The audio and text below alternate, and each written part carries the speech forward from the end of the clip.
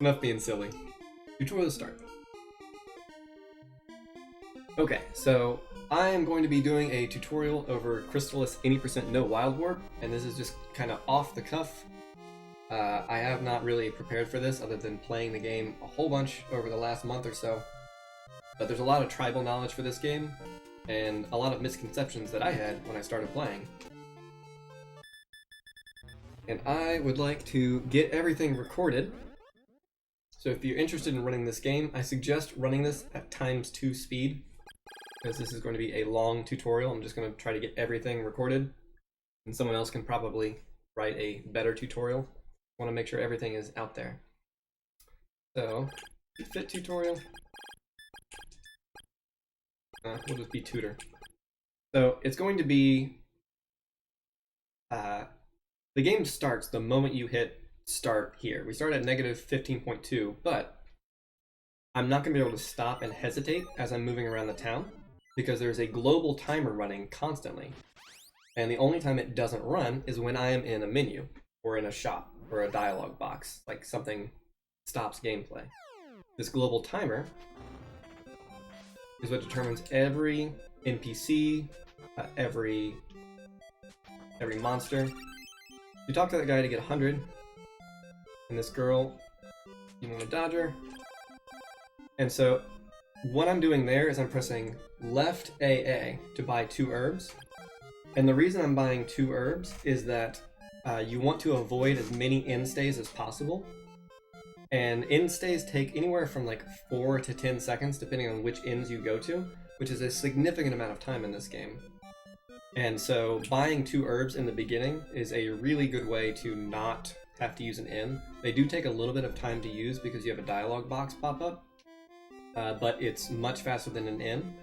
And the reason you buy 2 here is that you start off with 100 gold, and then as you go through the Cave of Wind, the first major area of the game, the first thing you do when you exit is you go back into a shop to buy work boots. And since you're already in the shop, you have enough space to fit 2 more medical herbs.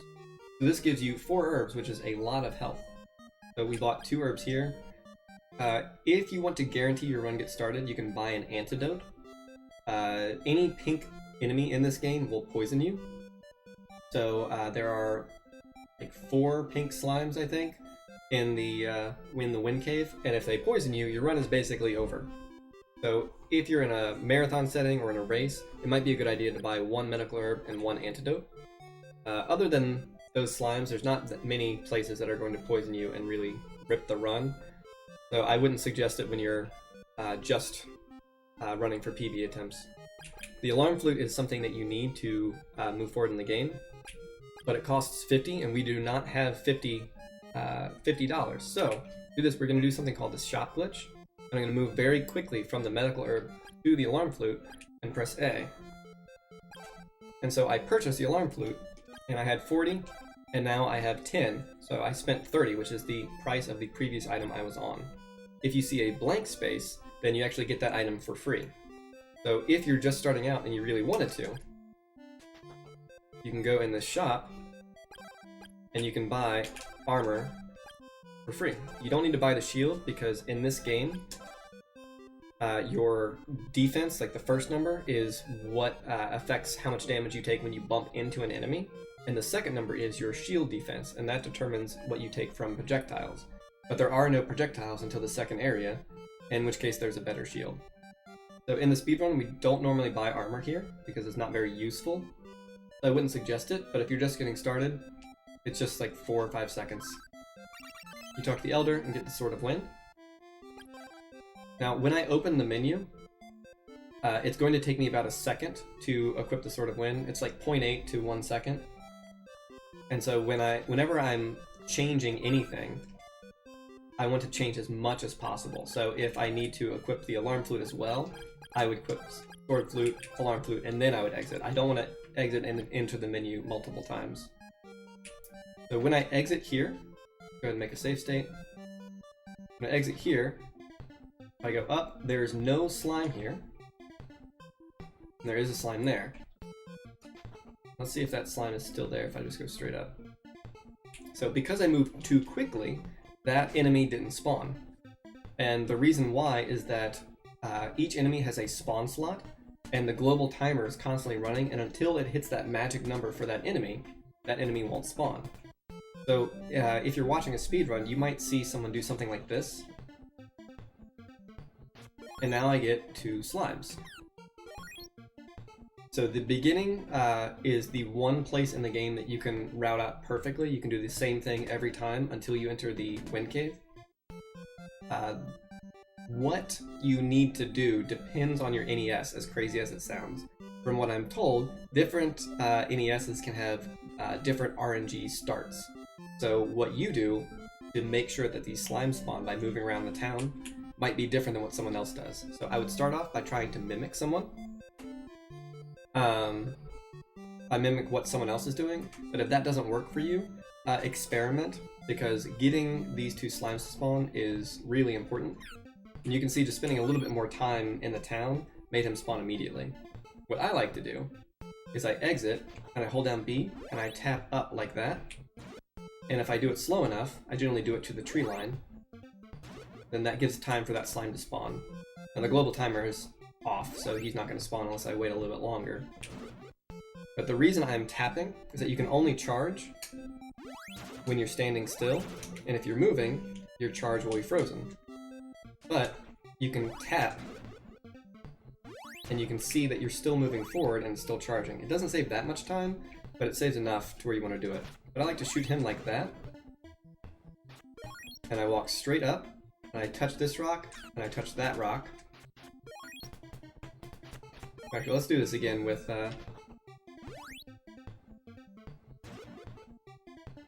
proper movement. So I go straight up, I touch this rock, and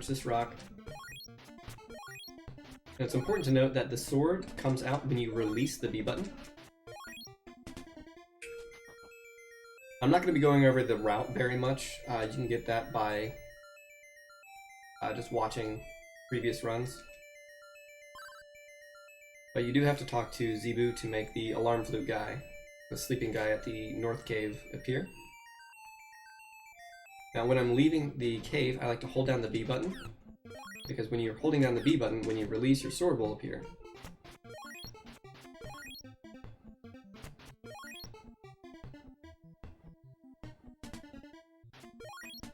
And that is very important for this section here. So when you exit this cave, if you hold down the B button and you release, you should get a frame perfect kill on this slime over and over and over again. And you'll have to do that to get to level 2. So you equip the alarm flute to wake this guy up. And it's important to note that it's faster to hold down the button than it is to tap constantly. Just holding it down will be much faster every time. The one exception is if you need something like in this bottom corner, like let's say you need to equip the Ball of Thunder, you have the Ball of Wind equipped. The fastest thing to do is to rock your thumb between down and right, so you do this, and then you're able to equip the Ball of Thunder much faster than that.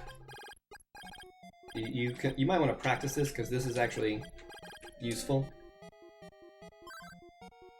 Once you get the windmill key and you open up the windmill, you need to kill the slimes that we saw in front of the cave over and over and over again until you are at 21.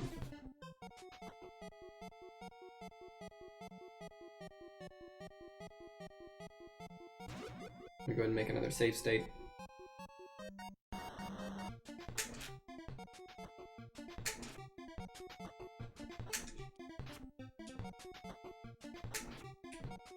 So there's one thing that I didn't do that I wouldn't suggest doing when you first start, but if you charge up, you can move down here and stand right here, like next to this third little rock jutting out, and you can shoot your wind burst, whatever you call it, your little wind bullet down this bridge, and you can hit that slime because the HUD is actually active territory. So you saw I got 2 experience instead of 1. Even though you couldn't see the slime, he was standing right here, and I killed him from up there. So you want to get 21 experience, then you enter the cave for the last time, and then you come down and you kill all of the cats. I have 1 extra experience, I think. unless I get a despawn.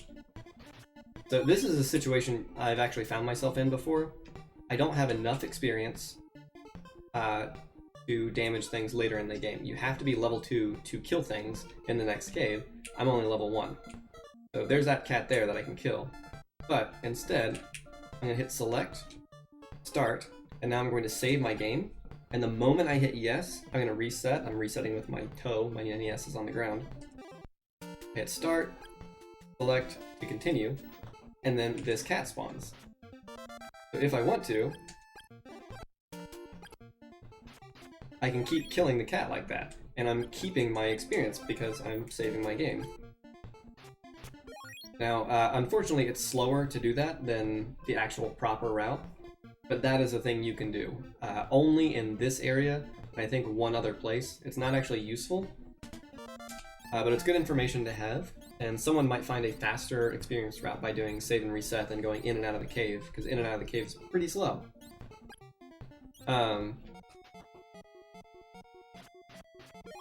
When you enter this cave, this is the first time where enemies can reliably start damaging you. I like to mash, personally. What you're supposed to do is something like this. Do that right. Can't even do that right. So like that, I'm just going tap, tap, tap. So I release and immediately press.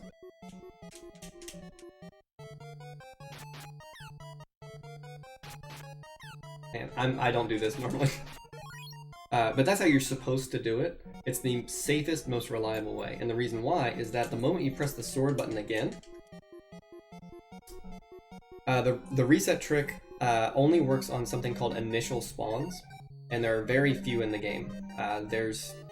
You can only save in the world map, so you can't do it like in a cave or anything like that, which is unfortunate, but it's the thing.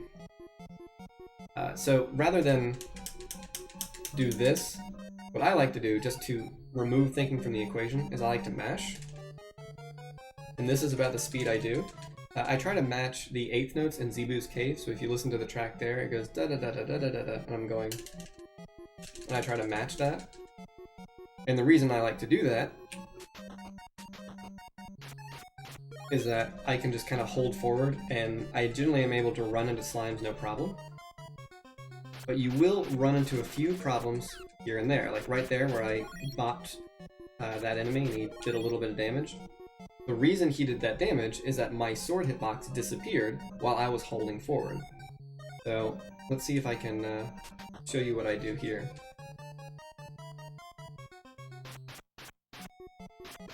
So when I see an enemy walking towards me, I like to let go of the D-pad for a second. So I'll do something like this. And you'll see this a lot in the zombie grind coming up. So I like to have 28 experience coming here. And the reason why is that... Whoops, I don't split. The reason why I like to get 28 experience is that you need 37 when you enter the door on the left to be able to move on to kill the boss, assuming you get no despawns.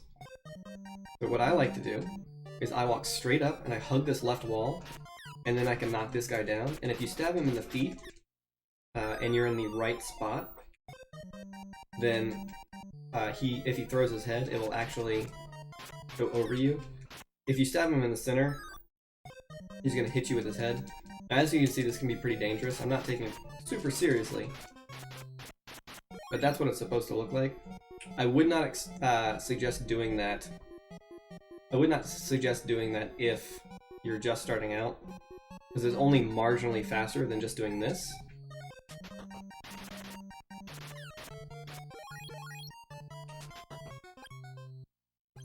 So to do that grind, what you do is you enter the door and you hold B, and you hold up and left.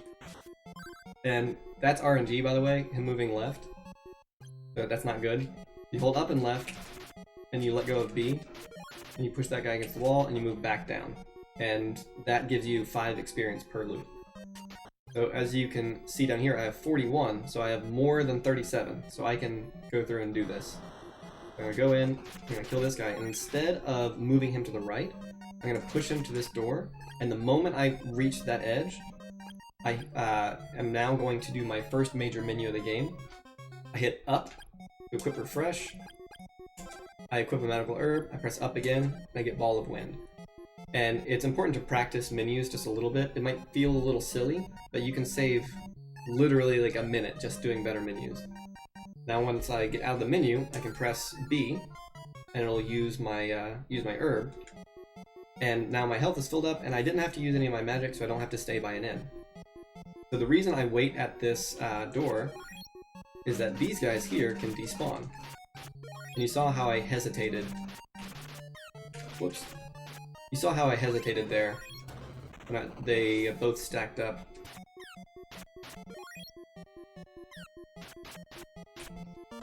But you also see I'm taking a little bit of damage trying to get around an enemy and push them a certain direction.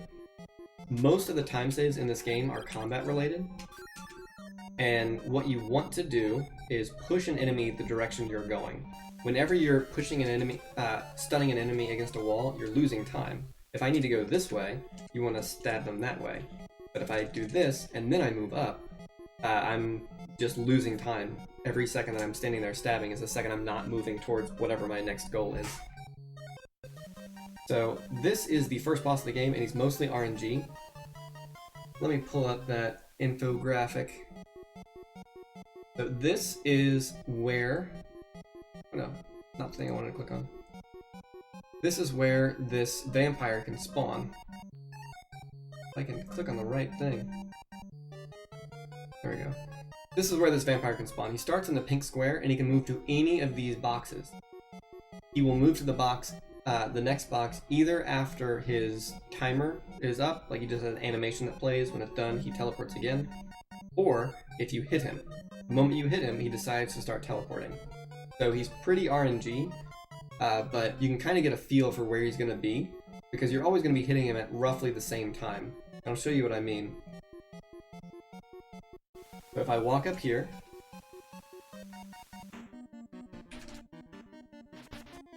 so he went from corner to corner. Let's do this again. Oh, I moved too fast. Okay. Let's do this now. So he spawns there, he spawns there. That was a pretty good vampire fight, but he should spawn on that right side again. But because I hit him earlier, he didn't go to that corner. So his first spot was the same, but his second was different because my timing was different. So when he has low health, he teleports really fast. So what you want to do to prevent that is you want to hit him, and then you want to try to kill his bats like that. And the moment he throws his bats the second time, he should be dead. But if he isn't, you don't want to run over and just hit him once. Wait for him to teleport again, and then you can take him out.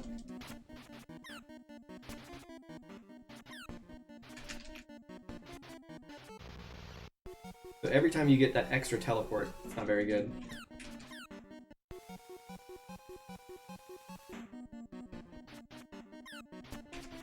So you can see I'm getting kind of bopped by the bats. And that's not very good. So what you want to do to fix that is when you come up here, you're going to run and hit him. Well, if he spawns at the top, his bats don't, his bats disappear, which is great. But we want the bats to appear. So you stop moving, because these bats, they circle you like this. And so if you hesitate, then you can kind of run them through after they start doing their loop. I don't want them to go off the top. They're only going to hit you if you run into them.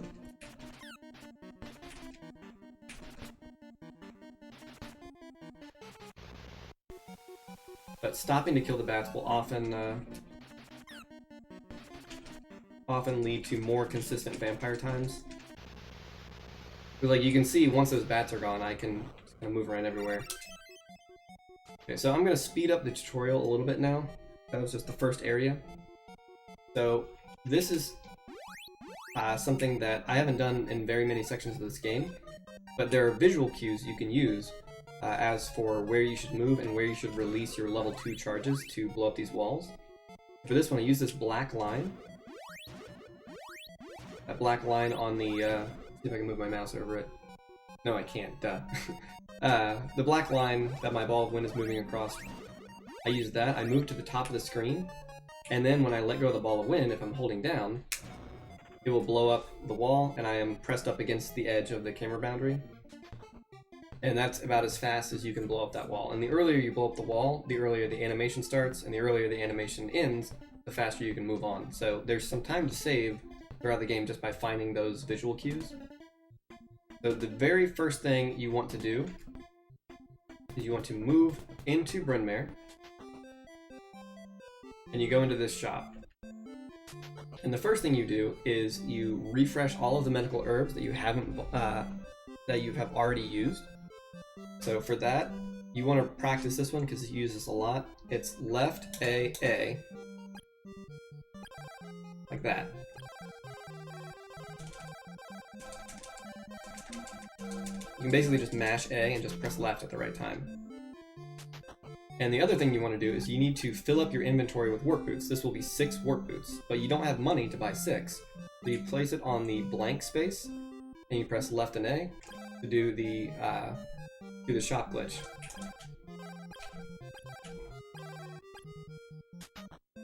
So it should look something like this.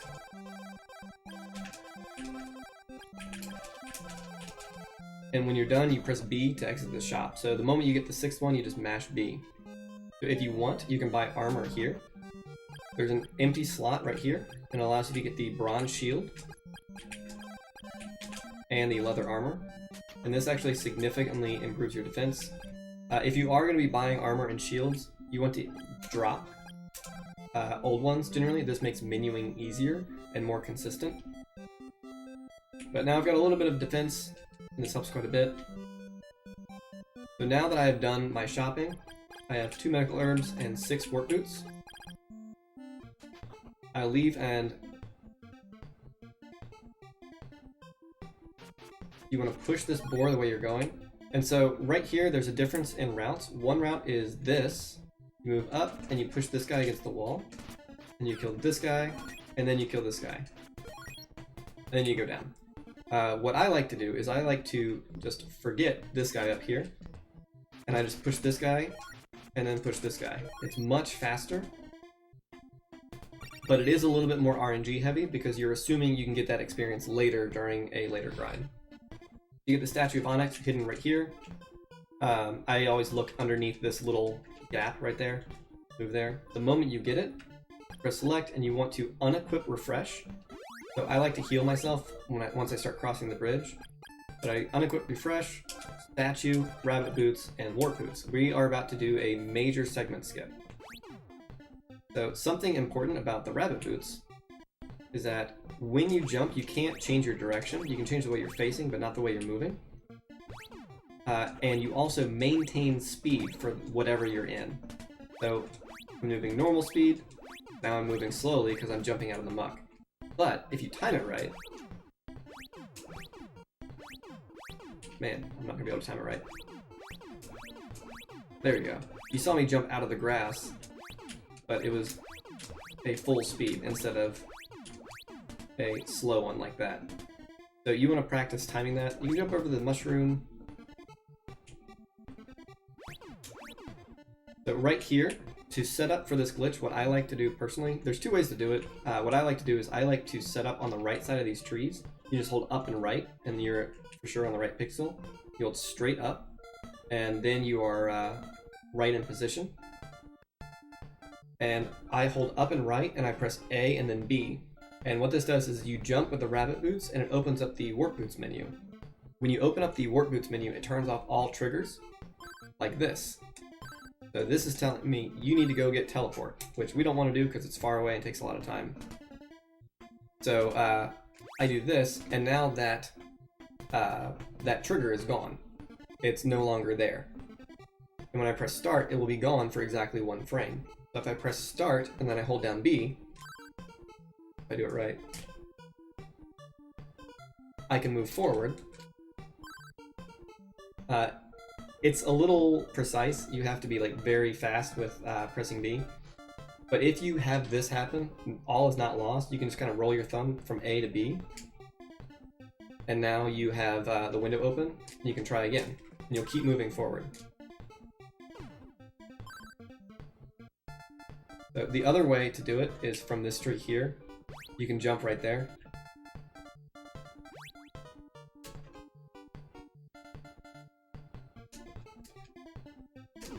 So, you can actually stop your transition by opening the work boots menu, which sounds crazy, but if you have your entire head off screen, I think I'm there now, I'm not sure, and you press start and you just don't press B again, then you'll get it.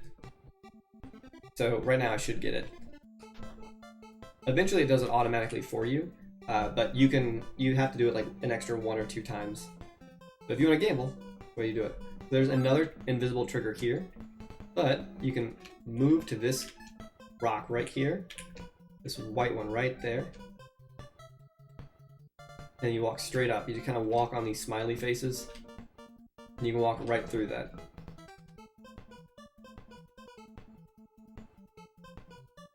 So it's important to use diagonals whenever you need to move diagonals, and cardinals whenever you need to move cardinal directions. And the reason why is that when you're moving diagonal, it's actually slower movement.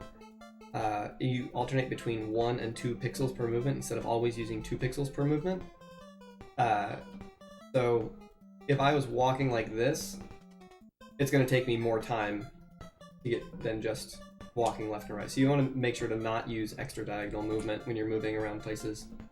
You go to the inn, and if I open up my work boots, you can see that Nadair's Inn is not there.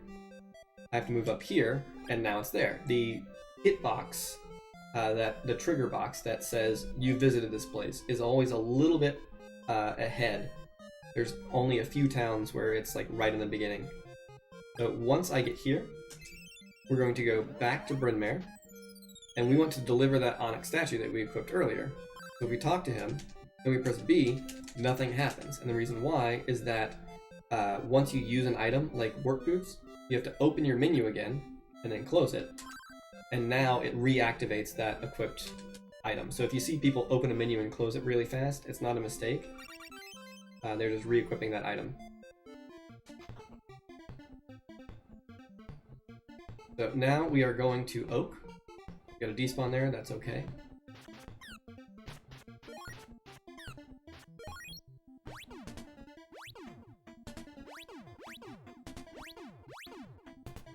So right here,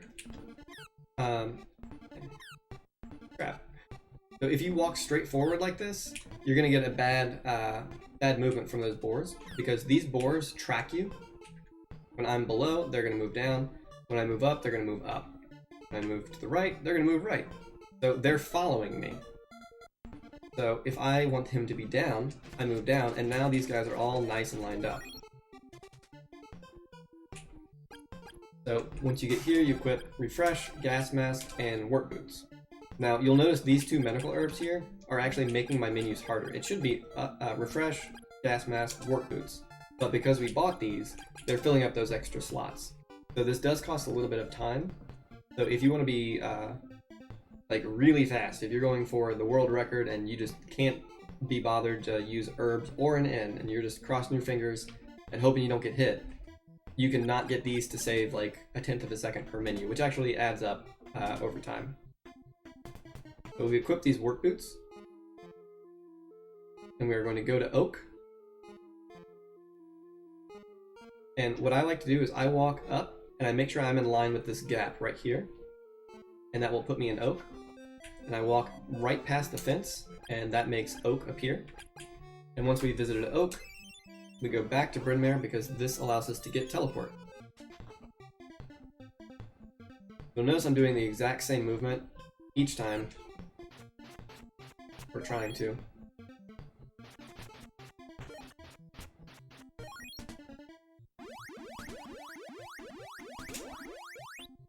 So I like to equip warp boots on this bridge, and the reason why is that when you go in here,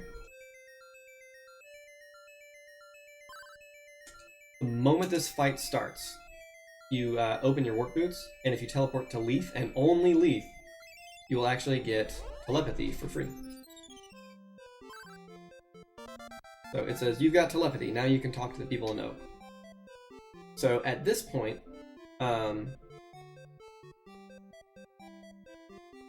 you can walk over here, and you can go to the inn, and I'm gonna go ahead and go to the inn here. So, actually, let's move here. There's two things you can do at this point. One is you can just do this and go straight to Oak. Then you go talk to the girl. Or, if you're using the inn, you can go to the inn, and then when you exit, you can walk right here in front of this crack. And we're going to use something called a warp boots glitch. And what this does is it puts you directly in front of a door. So I go to Oak, and the moment that sound effect starts and those little squigglies start, I press reset and I go to continue. And now I still have my warp boots equipped. I didn't lose them, and I'm right in front of the dwarf's house. Actually, a mistake in my most recent run is I didn't use the warp boots immediately. I was still thinking in the back of my head, do I want to use the inn? And I walked a little bit extra. Not a huge mistake, but don't do what I did. If you're running and you're planning on skipping that in, just use the warp boots immediately. It's faster.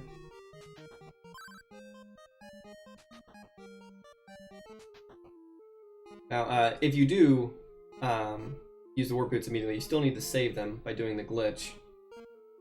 But you want to do the second version of this glitch. I'll show you that here. Actually, let's save this. Let's show you what happens. So if I try to do the glitch here, I am in the wrong space. I cannot possibly I cannot possibly do anything because I'm under the map because my coordinates were wrong. So if I need to go to Oak and I need to save those warp boots, what I do instead is I wait until the spark appears and then I reset. And that skips the little kid cutscene. I still have the warp boots equipped, and it saves a tiny bit of time. Not much. Now you go up and you get the Sword of Fire. You warp to Bryn Mawr. And this is where the run starts to get a little bit difficult. So you equip the Sword of Fire, and this is going to be a major grind. You kill this guy. And this coin, by the way, if you don't pick up every coin, they can potentially fill up a spawn slot of another enemy. Most of the time, you don't have to worry about it, like 90% of the areas. But a few areas, you do have to worry about it. We have 2 herbs and our magic to heal ourselves until we are level 6. So we have 3 more levels to grind. Ideally, we want to save 1 medical herb to use on the dolphin later. It's just 1 less purchase we have to do. But you can use both of these herbs because we're going to be going to the shop in Portoa later, and that's where we can pick up. Another herb. So mushrooms take 2 hits until you're level 4, and the movement that I'm doing here is the movement I found to be the most consistent. But if you move up farther and then back down, you get more reliable spawns. As I do this the normal way, you're going to see that middle mushroom not spawn quite as often as it should.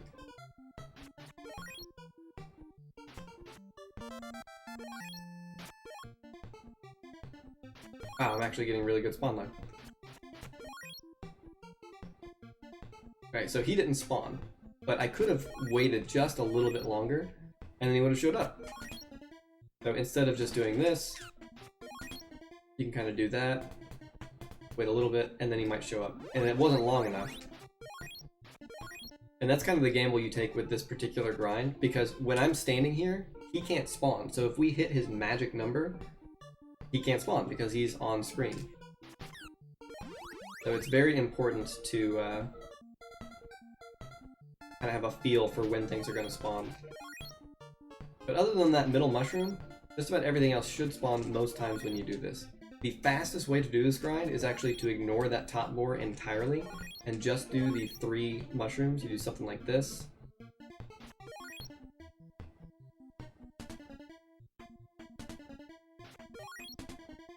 So you go here, and then go up, and you go back down, and it should get both of them. And you go down here.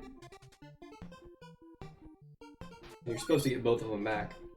But as you can see, like, it's pretty RNG heavy, so I don't do it. So when you get to about 200 experience, you get these guys to show up. There's 4 of them. Most of the time you're only going to get 3 that are worth getting. But it's 25 to 30 experience that you're going to get by killing all of the boars up there, which is pretty good. But you want to be careful not to take too much damage, especially if you skip the end and leaf.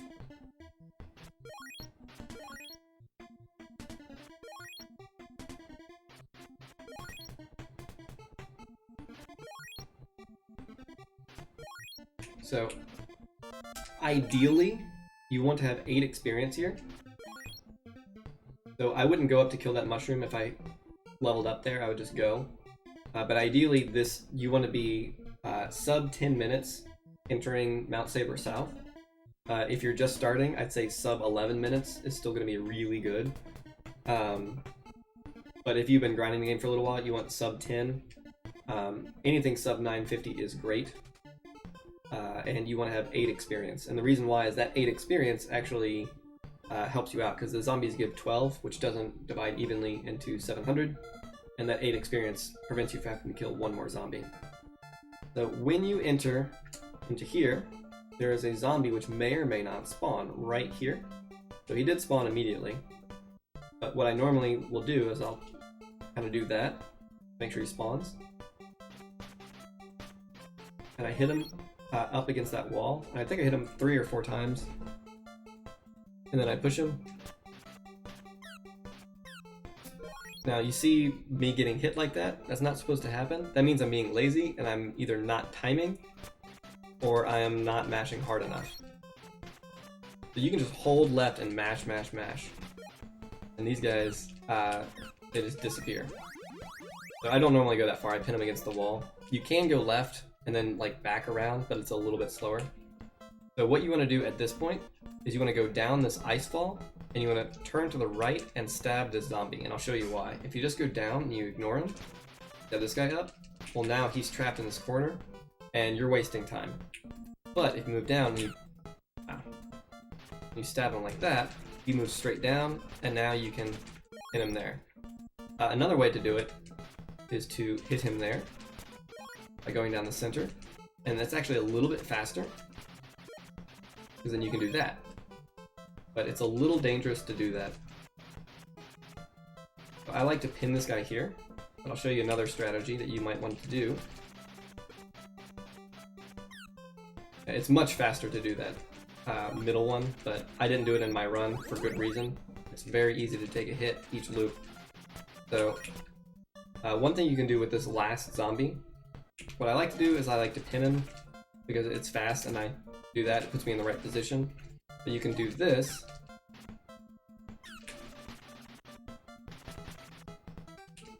And you can get that extra zombie there pretty easily. And another thing you can do is you can kind of pin him like that. And every once in a while when you go over, he'll be back there. It's very rare, but I didn't practice this much because I didn't like getting hit a lot. But it is faster to kill that one if you do the middle path. But not if you go this far. Yeah, so there's the respawn. But this is the route I normally do. So here, I like to stop and tap like that, because when 2 enemies are doubled up like that, it's very easy to get bopped. When you notice yourself getting bopped in a grind in the same space over and over again, change up what you're doing. Like, change the timing of your swings, mash faster. The moment they line up, I just let go of the D-pad and I just tap, tap, tap. This makes it much more consistent. Ideally, you shouldn't get hit at all, because this isn't that difficult of a grind.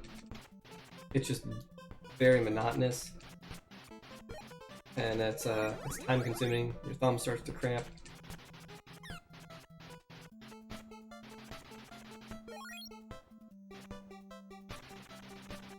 I don't know why he went up there. So if you want to be really crazy, there are things you can do with warp boots that are fast. So let's. You would not normally do this, but let's say. Kill these. Let's say you're coming in here. Kill this guy. And you're moving to the left as normal, coming in with 8 experience plus the 12 from him. You can kill these guys like this, and instead of doing that, you could do this. You jump over and you push them back. As you can see, I got hit a lot doing that. But with the rabbit boots, you can do something like that. And that is faster. But it requires an extra menu, potentially another menu, use refresh, and it's only useful for that one first loop, and so I don't really do it all that often. You can use rabbit boots to kill that 2 above the ice fall, but I don't think it's worth it personally. So once you get level 6, your grind is done. Don't bother killing anything else. You just immediately hit select, even if a zombie is right next to you. You want to immediately equip the warp boots, and you are going to press down to go to Nadare's.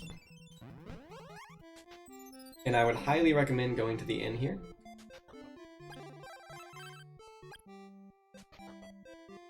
And you do not leave the place immediately, because we don't have the ball of fire.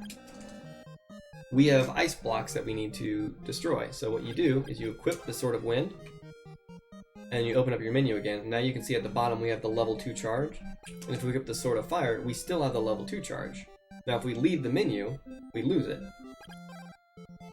So we can't leave the menu, so what we do instead is we make sure we unequip refresh, and we equip the rabbit boots, because we're going to need those to jump over some enemies. We press start, save, and immediately reset, and continue. And now we have a level 2 charge. Now the moment I open my menu, I lose that glitch. So you cannot open your menu at any point after that.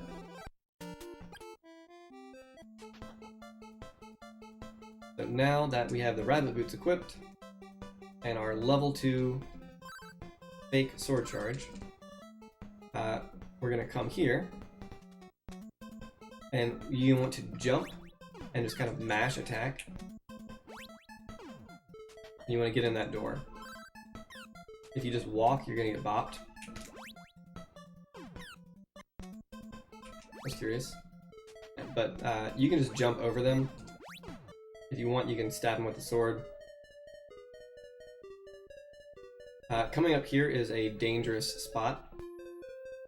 So I like to take this wide. I don't like to jump like that. And the reason why is that if you run into them, you can get poisoned. And when you jump, you can't change your momentum. So if this guy decides to move to the left and you jump and you land on him, your run is over right here.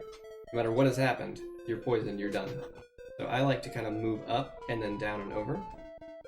Just give them a wide berth, and then if they started to run into you, then you jump.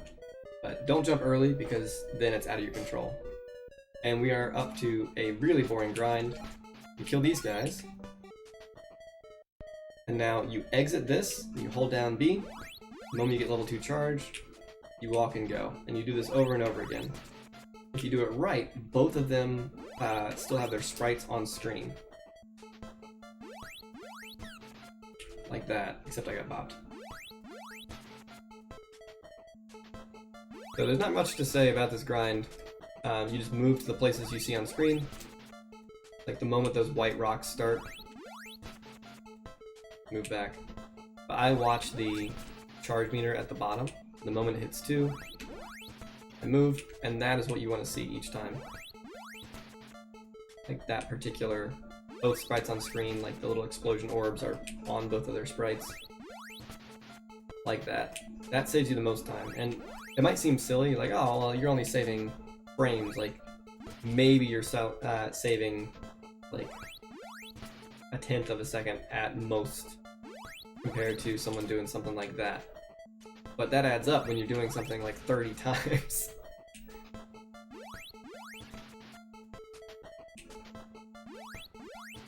So we're going to try to do some spawn manipulation going through this cave. It's not super important, but you might as well because it's free. So the last time you enter this cave, you'll be level 7, which you have to be to damage Kelbesk.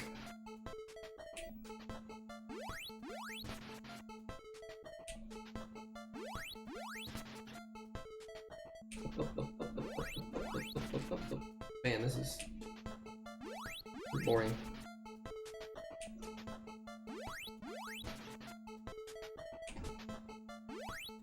Believe it or not, this is the fastest way to do it.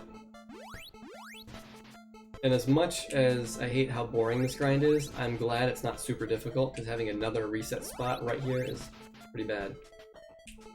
Generally speaking, once you get Kelbesk, you're mostly in the clear if you're willing to play it safe.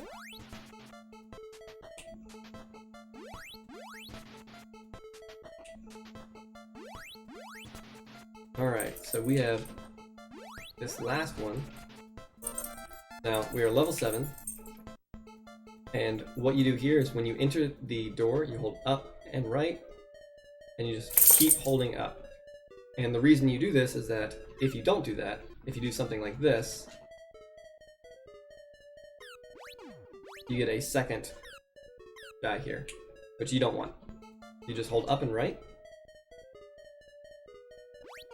And we got unlucky spawn there. And we're gonna hold up and right, and you jump over this guy. Every once in a while, he can throw out a snipe.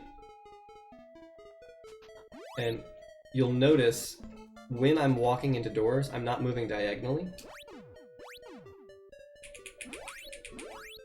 And when I charge here, I charge almost to full, but not quite. And these are all minor time saves, because you always move to the same spot when you exit a door. So those soldiers spawn because I was a little bit slow and then happened to hit their number. So this soldier right here, he is hanging out right here. So you want to hang on this wall and get him to stab forward and then move down. And let's see if I can...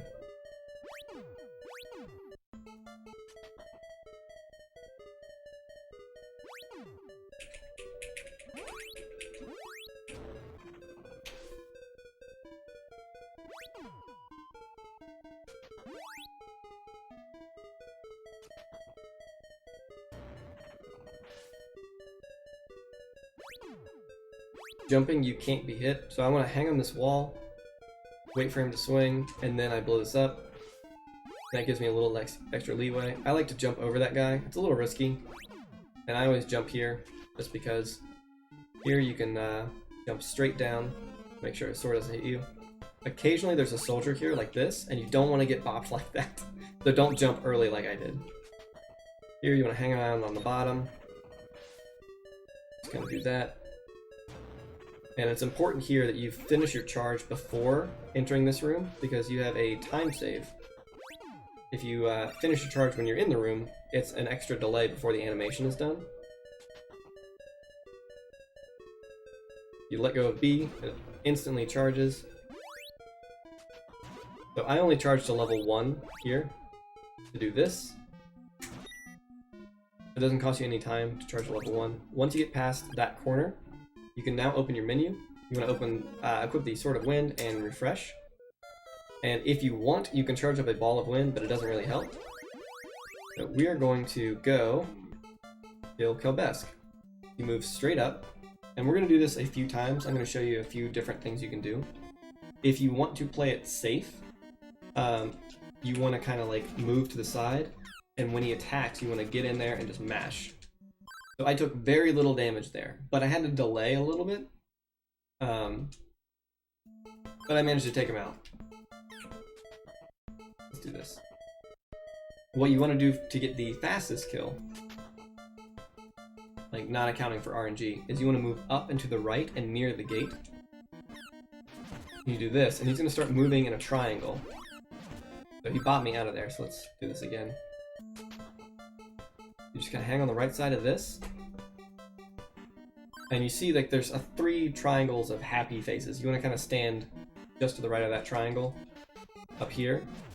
And once he gets up here, you can see him just kind of move in this triangle. Let's not kill him and just watch him move. You can see him, he's just going bump, bump, bump, bump, bump.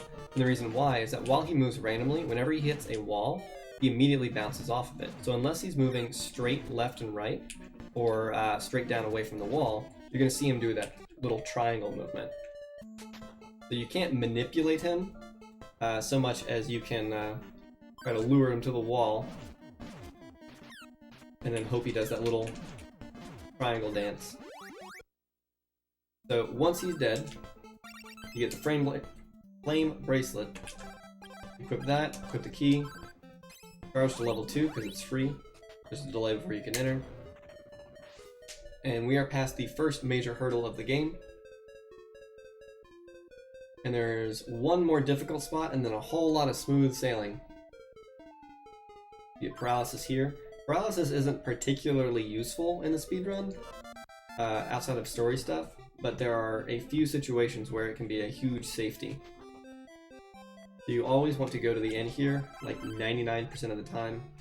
You don't mess with the Medusas, which is where we're going. You should have 1 pair of work boots. Now, in my case, I have 2 medical herbs. This is too many. I need to fill up all of these slots with work boots when I leave Medusa Cave. So keep that in mind. You're going to need to either drop one or use it in the Medusa Cave. But I move forward here until I get to that tree right there, and then I hold up and right. And then I can just kind of follow the wall. Now here, you want to be very careful not to get poisoned. I'm actually going to save in case I get poisoned. And don't start Stutter Step charging until you get past that guy. Hey, wife.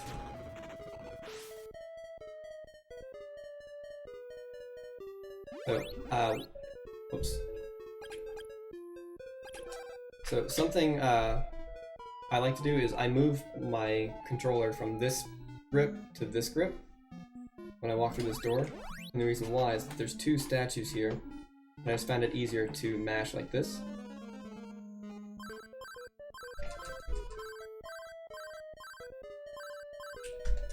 And then I switched my grip back once I answered this door.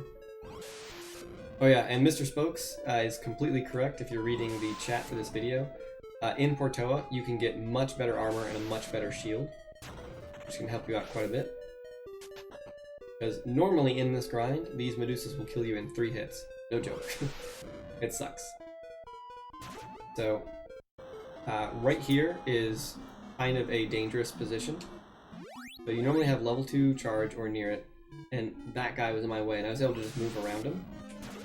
Something you can do, I didn't do it in my run, but you can push Medusas. You can do this. Now, once you get the water sword, you'll go back over there, and instead of just 1 Medusa, you have 2. And if I kill these guys, if I'm lucky, I'm gonna have a 3rd Medusa right there. He spawns in the wall, you just see him pop out. That's an extra 50 experience. I didn't do it because it's risky, and I hate resetting here, and it doesn't save all that much time. So what I normally like to do is I hug this wall, and then I either stab, push him out of the way. Let's say you have level 2 and you get here. Don't do this. This is one of those situations you don't want to destroy the bridge immediately. What you do instead is you wait until the chest is on screen, because then you can grab it and you don't have to wait for that destruction animation to finish. You equip the Sword of Water, and what most people, myself included, do is we press up, left, and then equip Paralysis. And the reason why is it only costs 4 mana, and these Medusas are huge. They do a ton of damage, and they rip runs all the time. So you don't have to use it. You can just push them against the wall, but if you use it, you don't have to worry about them moving into you, you don't have to worry about them turning you to stone. I highly recommend you start off using paralysis. Especially if there's two in your way like that. I just took 1,000,000 damage there. That's way too much. So I want to use one of those extra herbs, but I also want to equip Refresh. And something important about Refresh is if you hold it down, you can see there was kind of like a little bit of delay there.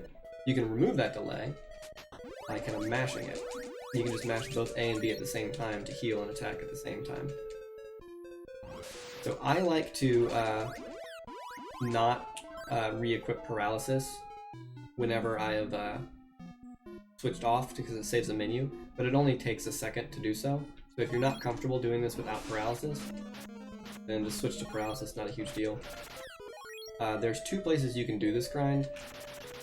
One is here, where I'm doing, and the way that makes this faster is not pushing them against the walls, but pushing them towards the next Medusa. Once you kill that top one, you want to kind of wiggle a little bit, and then move down, and that respawns this one. So whenever I'm pushing them against the wall, I'm losing time. Don't want to do that at all.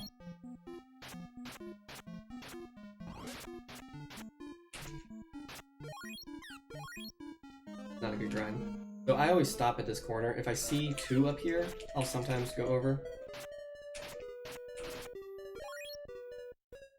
Save. But let me show you the other grind real fast. You have to grind to at least 1400, but that's really risky. Most people go to 1500.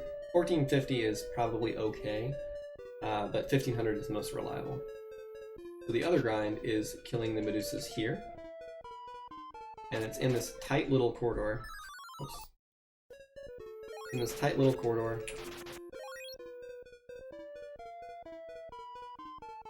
It's very dangerous. And it is slower most of the time. You have to like push them against the wall when there's multiples like this. I can no longer push them left. But it's not much slower. Like the variance between the two is going to be enough to where you can do either one and have a faster grind than someone else doing the other grind. It's not a for sure thing. But I've got 1500, and so I'm going to use my last pair of Warp Boots. I'm going to go back to Portoa. And here I use an N. And the very next thing I do is I go to the shop. And if I do not have an herb, I buy one. It's very important. Otherwise, I buy all of these Warp Boots. Now, if you want, you could have bought a bunch of stuff in Bryn Mawr, but this is faster, so I would just do this. So what I do is I just press A as fast as I can. I just press left at the right time. So it's... I just do this until I see you have too many already. You should count how many you need to buy, because you need to buy 7. 1, 2, 3, 4, 5, 6, 7. You can count and then just leave by pressing B. Now, the armor shop is over here, and it's really far walk, but if you're just starting and the Medusa grind is giving you trouble, go in, and you can buy the bronze armor and the platinum shield for free, or if you have enough, if you have 600, you can actually do that and purchase the platinum armor. And that makes it much easier. So keep that in mind. I highly recommend multiple safeties, multiple in-visits when you're first starting off, because the combat in this game can actually be pretty difficult. We got a despawn there, but there should be 2 of those axe throwers. And down here, there's another axe thrower which sometimes spawns. So you kind of move down here. We're going to wait for him because he's important. You just stay on this tree line. Wow, he's still not there. Is there a trigger or something? Okay, so that guy right there is really dangerous. If you kill him like that, great, everything's fine. But if you're moving down and he throws an axe, it does a ton of damage. Throw an axe. Let's take this off so you know. Not gonna throw an axe now because I'm watching. There. That's how much damage that axe does. That is an insane amount of damage. It's way more than you want to take. So if you see that axe come up, just move to the left, take the time loss, and then kill him. So the path that I'm doing here is meant to kill all these Care Bears. Just kind of follow the tree line. And there should be another one down here, but he's not there for whatever reason. So we actually get to show what happens when you get despawns. So here you get the ball of water, and there's actually a story trigger across that bridge, but we don't do it.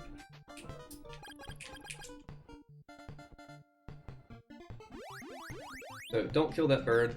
Can't kill him with the Sword of Water. But you have this guy here, and then if you stand right there, you should be able to kill a flyer, and he gives you 40 experience, I think.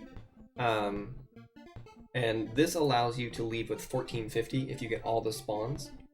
I didn't, so this was a safety for me, which is why we normally leave at 1500 instead of 1450. So here you want to equip the Ball of Water, and you have the option to equip Paralysis if you want.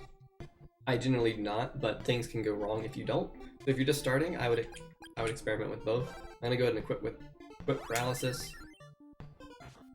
These guys can poison you, and they don't give much experience, so I wouldn't really mess with them. Just give 22.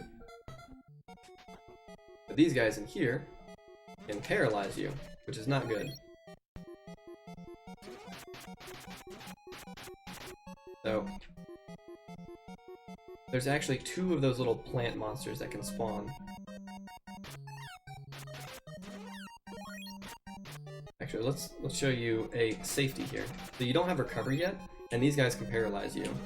So if this happens, your run is over because you don't have a lysis plant and you don't have recover. But a safety you can do this. Because you can only have one status effect at a time, you're now poisoned, but you're not paralyzed. So now you can punch up with the Ball of Wind. Once you use the Sword of Wind to blow up that, switch to the Sword of Fire, but leave on the Ball of Wind. The Sword of Fire kills everything within this place. You don't have to worry about anything else. Spider hitboxes are really weird, so I like to pin them against a wall just for safety most of the time. So there's this guy over here. He actually gives 100 experience, which is a lot right now, but I don't kill him because he's kind of out of the way. Instead, I just go straight down. And being poisoned isn't a huge deal here, so you don't need to worry about healing that much.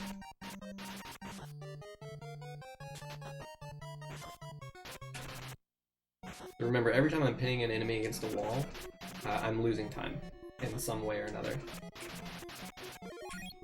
So here you kill this, and you can go ahead and charge again, just for a little bit of extra damage. And here, you get the Crystalis plant.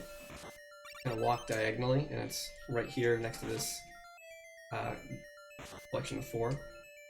If you're too slow, that guy will show up. And he sucks, he paralyzes you. But you get the Crystalis plant, and instead of using the work boots immediately, what we do is we walk all the way over here, and we walk right here. So right next to the mountain on the far left side. And when we equip the warp boots, we go to Portoa and we do the warp boot glitch. We wait for the sound effect, hit continue, and now we are right in front of this place with the dolphin. So you still have the warp boots equipped, so you have 2 options. One is to press B to open up the warp boots menu, and then press start to exit. So if you don't want to unequip the warp boots, you can do that, but you have to do this anyway. And it's faster, really, I think, to just unequip the warp boots.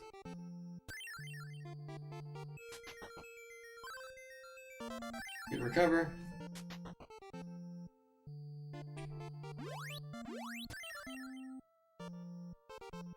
Now, before you talk to the dolphin, line yourself up, equip the medical herb, talk to him, and then use it. And the reason why is that if you are slightly off, like that can happen. And that sucks, because then you have to go back to Portoa with warp boots, buy another medical herb, buy another pair of warp boots, and then walk all the way back. It basically rips the run. So you equip the medical herb, then talk, and then just press B, and you should get it.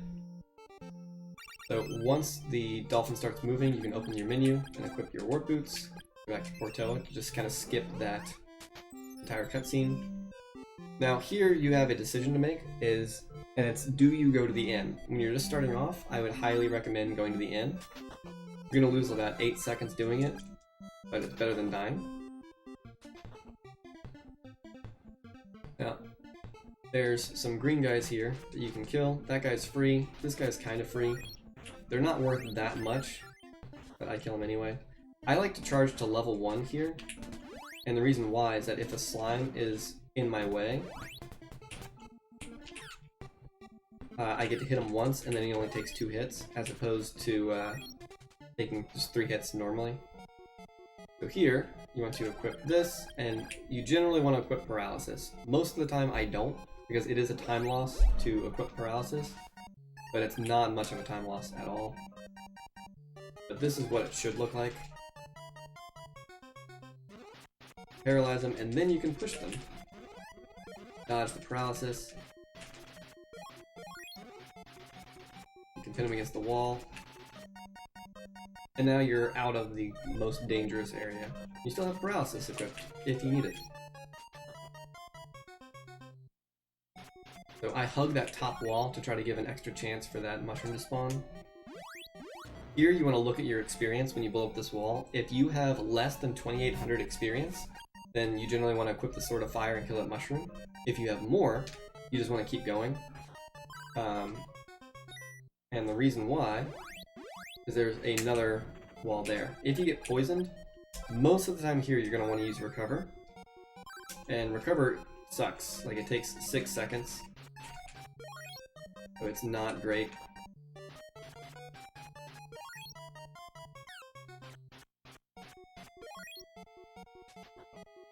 But it's better than losing all of your HP. So here you kind of have a decision to make as well.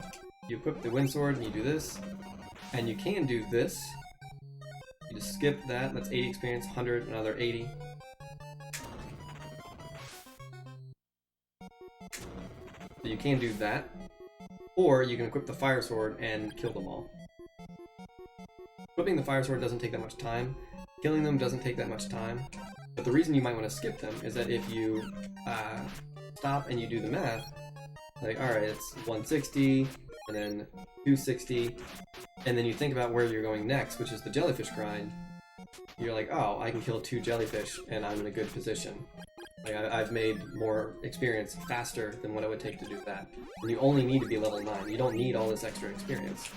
So all these enemies I'm killing, I'm only killing because they're on the way. So there's a lot of optimization that can be done here. After you blow up that wall, you actually equip the Sword of Water. And that's because the Sword of Water is the strongest. These guys only give 10 experience, so they're not really worth anything, but they're right there.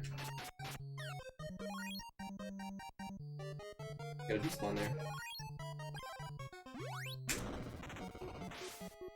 So once you get the Fog Lamp, what I like to do is I try to remember to equip the Sword of Fire, press up, Fog Lamp, and then Warp Boots.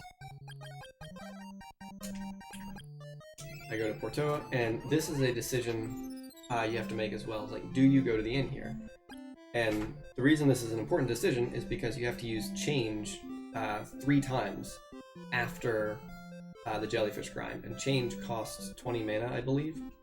So right now we definitely won't have enough because you're going to lose mana when you're using the fake flight, because it assumes you're flying and you lose mana as you normally would. So your decision here is, do you use an inn here, or do you use an inn in Swan, because you don't have enough to make it to Shiren. So what I would do in most cases is just use the inn right here. And the reason why is that you can get poisoned in that jellyfish grind, and it can really suck. that you equip, or you talk to this guy. You give him the fog lamp. You have to menu again to give him the fog lamp. And you go on the boat. This is your one rest for your thumbs the entire game. Now, you can't use the shell flute yet. You have to talk to Kensu first. So I like to, when I equip the shell flute, I make sure I equip refresh if I don't have it equipped already. And you go up here, and you want to press up on the beach at the top, because the dolphin actually moves faster than you. And so now I just unequipped refresh in the shell flute, so I have rabbit boots and the fire sword equipped. This is trying to save some menus for later. So you don't want to kill anything else here. It takes too much time. So you want to follow this line right here, and then you will get the love pendant.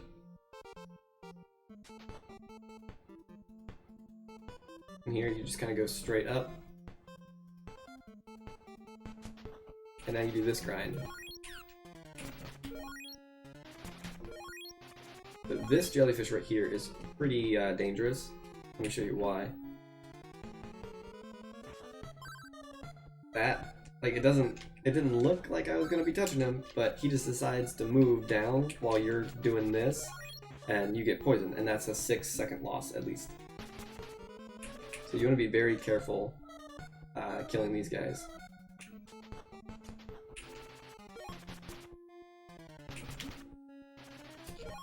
So there's a surprising amount of time to save here. I highly suggest watching Dragon Dark's runs,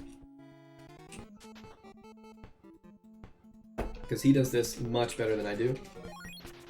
What you're supposed to do or what you're not supposed to do is this.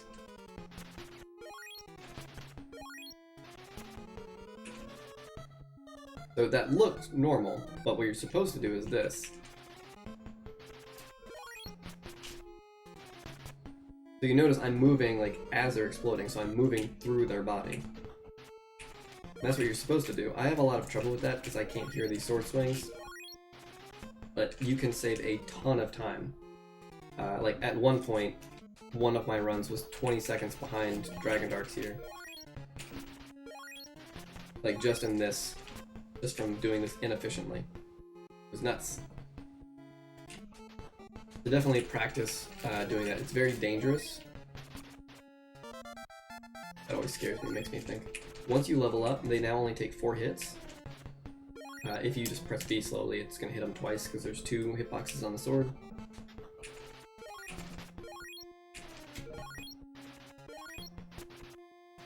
So it's a little bit easier to kill them and just kind of move the moment they explode at this point.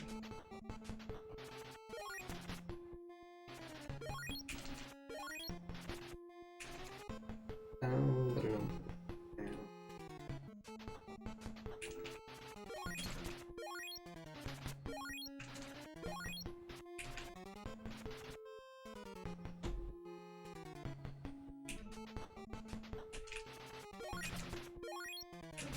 So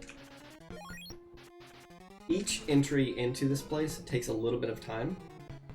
So let's actually use live split here. So look at how much time this takes. So that takes a 1.5 seconds to enter and exit every time, not counting travel time. So if you're doing this loop and you get to almost the right experience, but you have to enter just one more time, what's going to happen is you're going to lose at least a 1.5 seconds by doing that extra loop plus travel time. So what you can do is you can kind of do the math and figure out how much experience you need to prevent having to go in like that one more time. These guys give 160 experience, I believe. Yeah. So this is normally when you leave at 7,840. I don't like to do this. I will kill one more and level up and then I go. But the reason you might not want to do that is that there is an enemy out here which occasionally will despawn. He did despawn. This is why I like to kill the jellyfish. But normally it would look more like this. You walk up and you kill him, he gives like 170, I think, and then you level up. So that's the fastest way to do it. I like to just kill the jellyfish because it doesn't take that much time. So now we are going to be doing something called ghetto flight. It's like a fake flight. So you make sure you have the rabbit boots equipped and no spell. So if you had to use recover, you need to like do that to unequip your spell. And there's a few ways to set this up. I like to move straight up from killing this guy to this little peak here. And you have to press down and jump right at the right moment. This is frame perfect.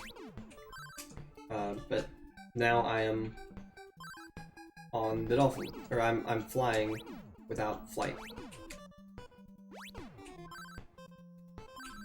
The other setup, and this is what I used to do, is I would walk to these rocks here and then move to the right and then jump down. Like down and right. I don't even know if I can do it anymore. I mean, it's gonna be so different. This takes practice. I can't do this way anymore.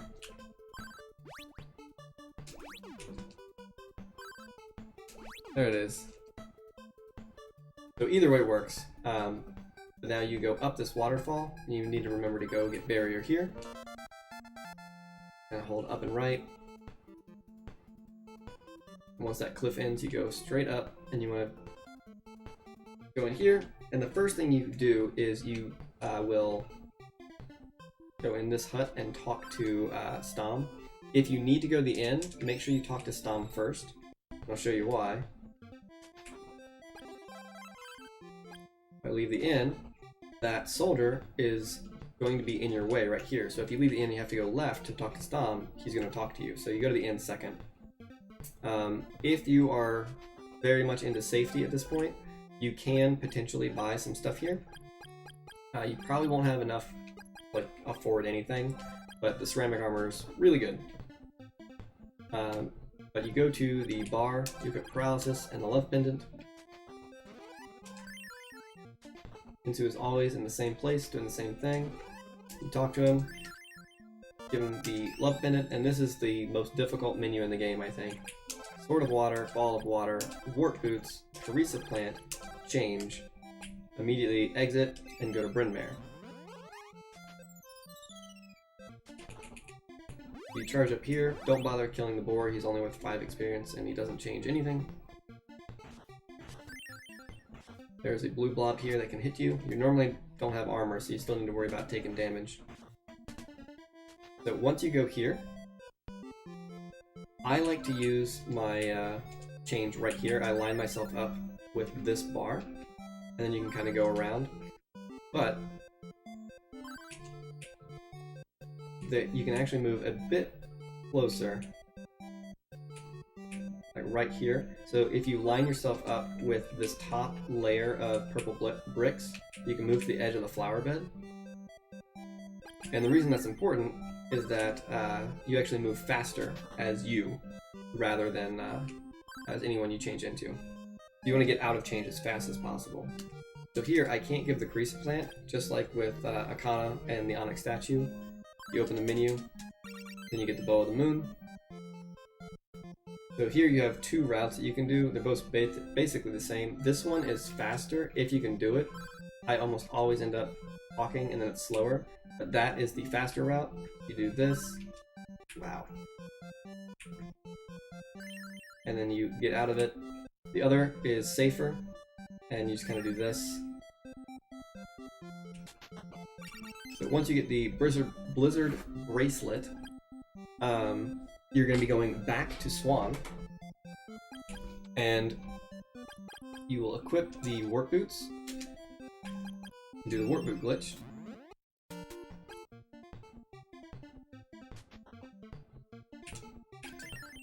Change here. You immediately get out of it the moment the door opens. Now I just hold up and left and follow that rock, and I go straight up here. It's the least amount of grass to walk through, and those soldiers shouldn't hit you.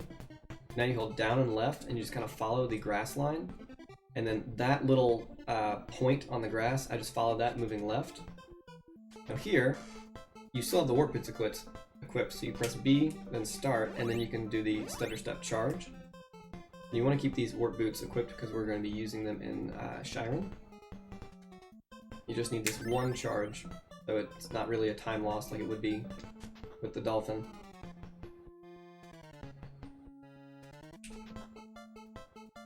So here, if you walk to like this point here, they will move in your way. So you want to do Stomp right there, and then once you're in between them, you can just let go because their trigger is like right here, this entire area. But let's say you mess up and this happens, you can do the same thing that you did with the stone people earlier. You just kind of walk into them and you just mash A, and you can get in there. You can also do that if you don't have enough mana. So if you used your last bit of mana turning into the girl in Amazonas, then you can just do that. And then you can go to the inn in Shiren.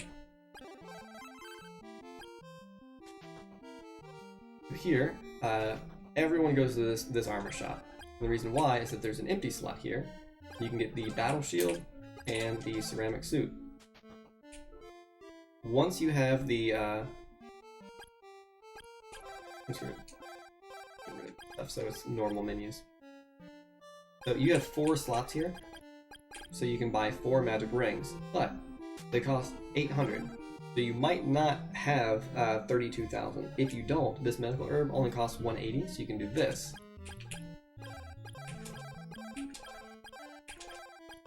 So now I have 4 magic rings, and it only cost me a couple hundred. Most of the time you're going to have the money though. You talk to Zebu, and you get the key to sticks, and you immediately use warp boots. And you want to keep in mind where everything is. You don't want to kind of like have to find the town. So I know to press up, up, left, and then that sends me back to Shiren. So I always make this mistake here. Don't hold down and right, because that'll happen. Just hold straight down. And now we're going to be going to one of the more technical grinds in the game, potentially. No one currently does it like the fast way, except for the task. So here, I just hold up and I kill that guy.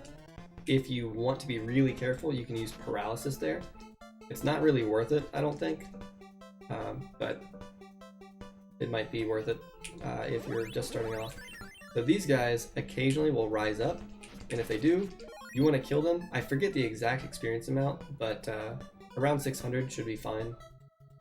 And the reason why is that you want to skip killing one of the Burts. So here, this is where I equip my armor and battle shield. You equip the key to sticks, and you equip barrier.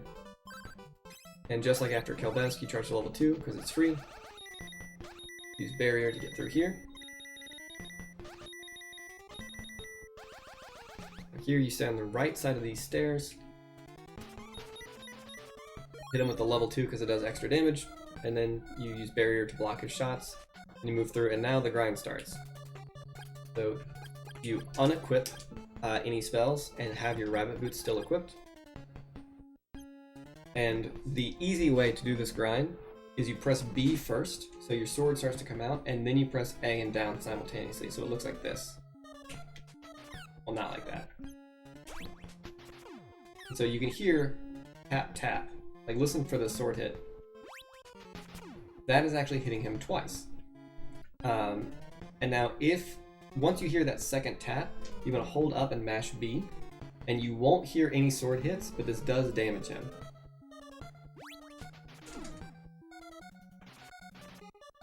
So 2 hits there, as opposed to 3. Those upward swings actually deal damage. It doesn't sound like they do, but they do.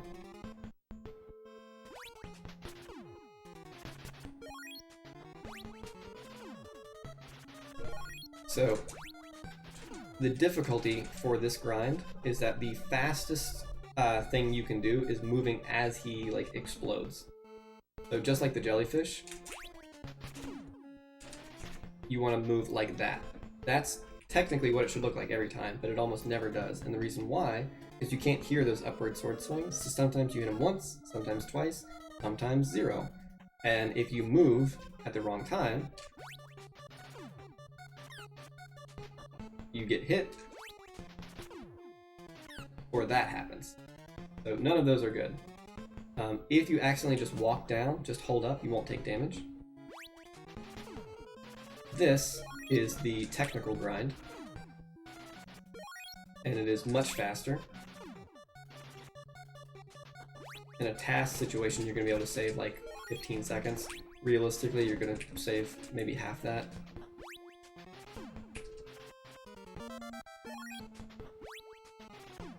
But you're looking at this, you're like, oh, well, why don't you do this? It doesn't look that hard. It actually is that hard, and that happens. And once you get bopped, that's half a second. Every time you jump straight up and down, half a second. Every time you get hit, half a second. Every time you do this, it's like a second and a half. You never want to switch to refresh while you're doing this, but if you're just learning and you're low on health, by all means switch to refresh. There's kind of a middle ground you can do. I haven't done it in a while, but it looks something like this. Not like that.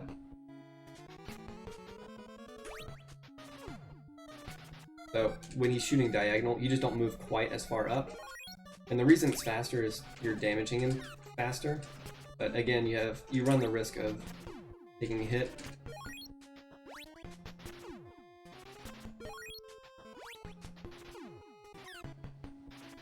So I tried doing the faster run in some of my earlier runs, and sometimes it was faster, sometimes it wasn't. But most of the time it was not. Yeah, sub 56, Scott Dufferlin, thank you for the 10 bits. I'm now doing a Crystalis tutorial. Trying to put down all the tribal knowledge in one really long video that maybe no one will watch, but I want it recorded somewhere. So you can go up to the right or the left side. Doesn't really matter. They're the same. Whatever you're comfortable with. But I just gave up on doing the fast one. I was going to have to save state practice, and I didn't want to.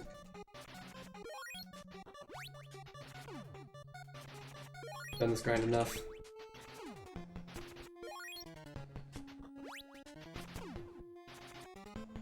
So you can actually leave at this 16,128. It might be worth doing. Personally, I always killed one more.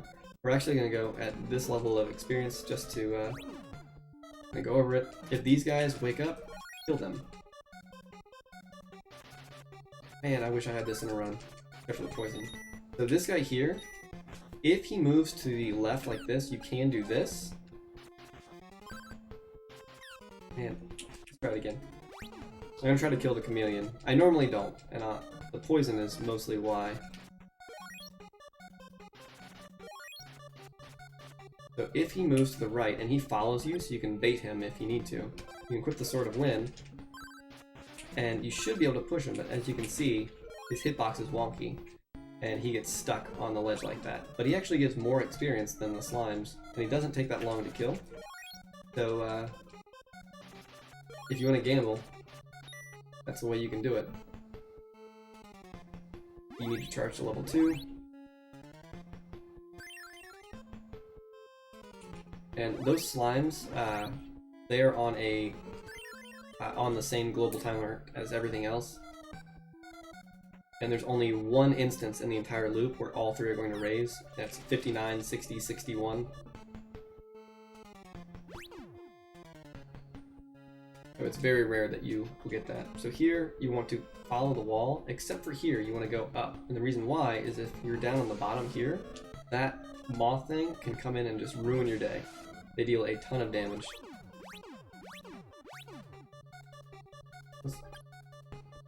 That is with armor on. Look how much damage they do. So once you get the Sword of Thunder, it will automatically send you back to Shyren. So if you want to gamble, you can do the Warp Boot glitch in this room, but on 2 occasions now, I have had my save file erased by doing it in this room. I have no idea why, but just in this room, I start using the work boots, I hit reset, I go to continue, and then it starts me back at the shrine in the beginning. And all my progress is gone. I actually lost a PB run a long time ago doing that. And so what I have done every time since is I just exit, I step down just a little bit, use the work boots, I go to Goa.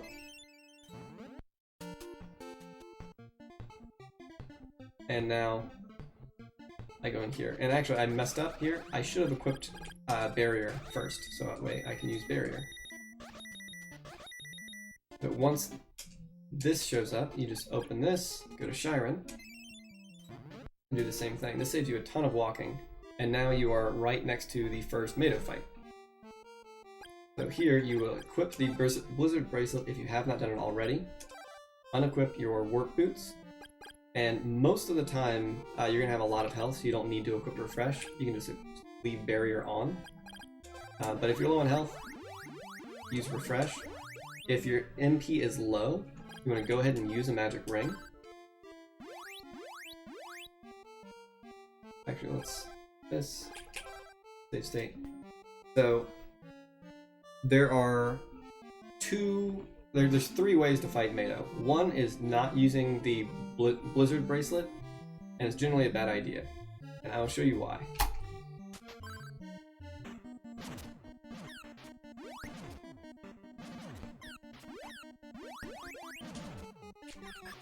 You have to wait for him to land, and then you can deal a ton of damage.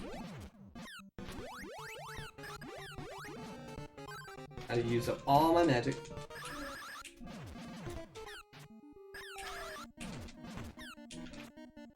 And he's finally dead. That took 27 seconds. That took forever. Now you can kill him in like 9 seconds, but you need really, really good RNG. Normally what you do is you charge up to level 3 before you enter, and you walk straight up and slightly to the left, and you release, and you just keep releasing. It's very important to wait, because as you saw, I was level 3, but it didn't come out. You have to wait just a beat after everything disappears, and then you can use it. But use it 3, sometimes 4 times, and then he dies. Now the compromise between the two is you go in fully charged at level 3. Do the same thing, you charge to level 3. And you want to be prepared for him waking up like that. And then you stab him, and you get him pretty fast. So he always has about the same timing before he gets up and starts throwing his stuff. But if you have barrier equipped, which you should, and you know when he's going to do that, then you can just walk up and stab him a bunch, and it's actually faster than charging to level 3. So once you have the Ball of Thunder, you want to equip the work boots, and if you want, it doesn't really save you all that much time, you can unequip your spell. I'll show you why. You go to Goa, and you can use an in here if you need to, but you probably won't. But since we unequipped our spell, we can actually use our rabbit boots here.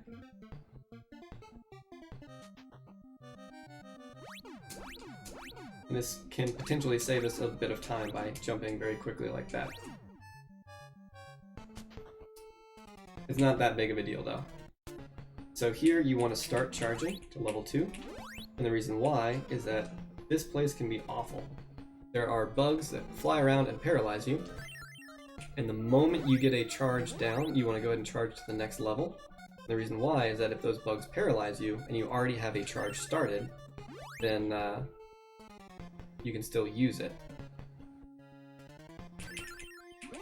This is the same pattern I got on my PB, I think. It was really stressful, but the bug never came back. So the moment you're across that bridge, you want to equip this and you want to start this charge if you think it is possible that a bug can come get you. Here you just kind of hang on the left wall so you don't get hit. So that, you get the power ring, and now you want to equip the power ring, barrier, and warp boots. Not in that order, I guess.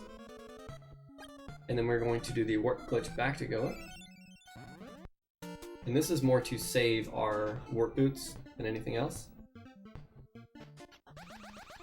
We're going to unequip our warp boots, and you'll notice I didn't go to the warp boots to unequip them, I just pressed A twice on the first slot.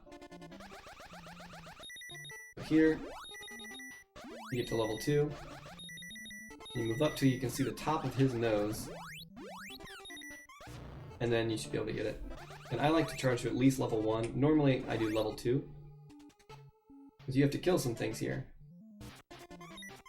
You want to use barrier, because these guys throw their swords, and you walk in line with this brown block here and face down when you see that bird, you're able to kill him. So I was able to level up.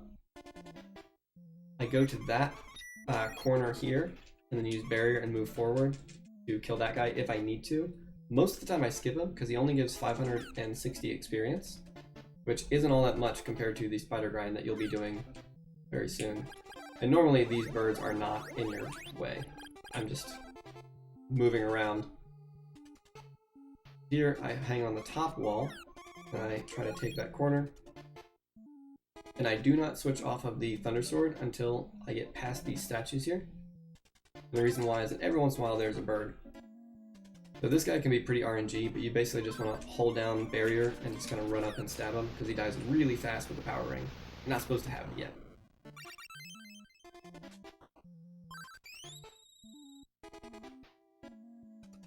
So before you enter this room, I like to equip the Sword of Water, and I just equip and unequip the Blizzard Bracelet, because we need to get to level 2. Now here, there are flail guys and potentially bugs. Most of the time you won't see a paralyzed bug, although for the past 2 runs I have, which is really weird. Oh, there's it again! What is going on? So if you see the bug, same rules as before apply.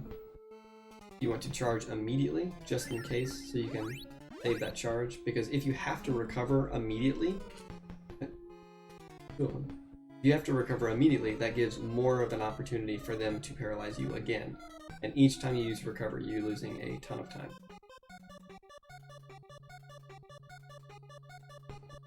So once you cross this bridge, you can equip the Sword of Thunder and the Ball of Thunder.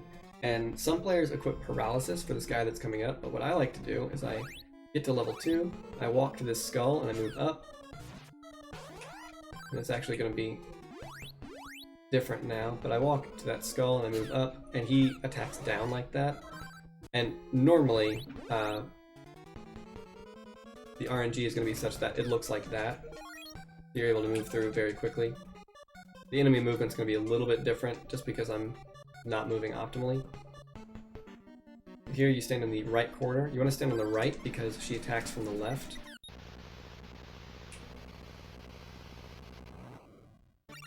Get the Fruit of Refund, which is very important.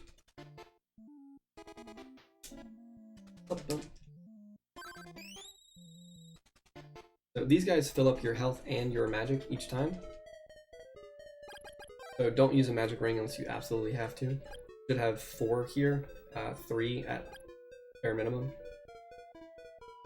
Here you want to hold down and left here, and you should be able to kill that bird every time. Every once in a while he gives me a different pattern. And this is the spider grind, and this grind can be annoying.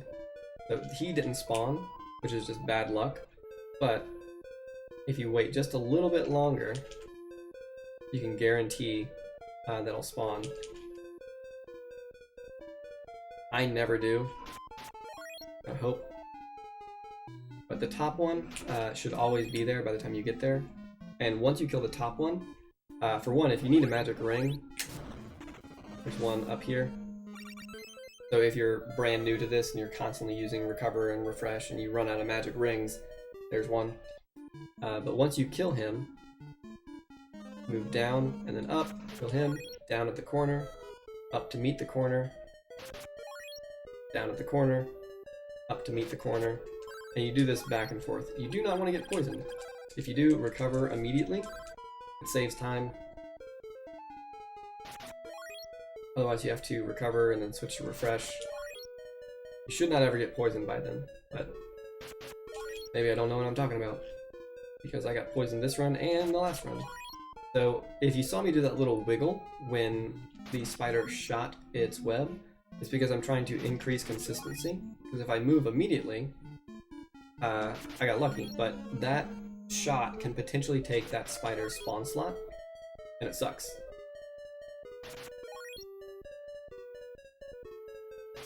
It's actually a fairly long walk between spiders.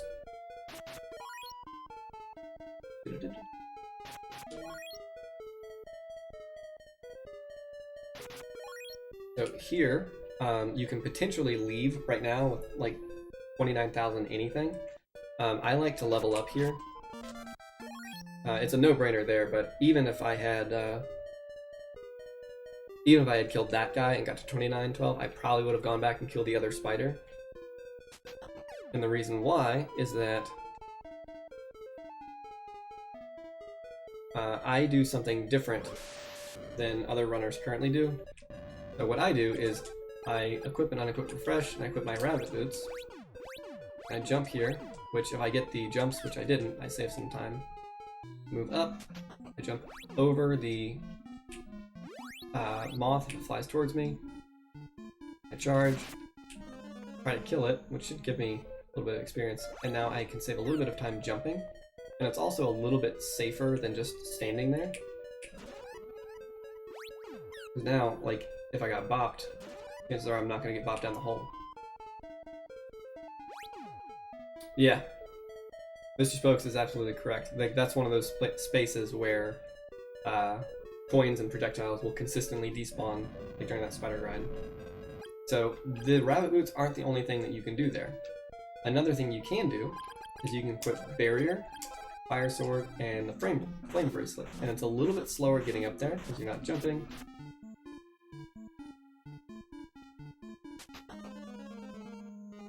But you charge to level 3. You can actually do this to kill that guy if he's in your way. But the reason you have barrier is that barrier stops paralysis. And you can use level 3 here, and it will kill and reveal all of these guys. Hi, True Blue.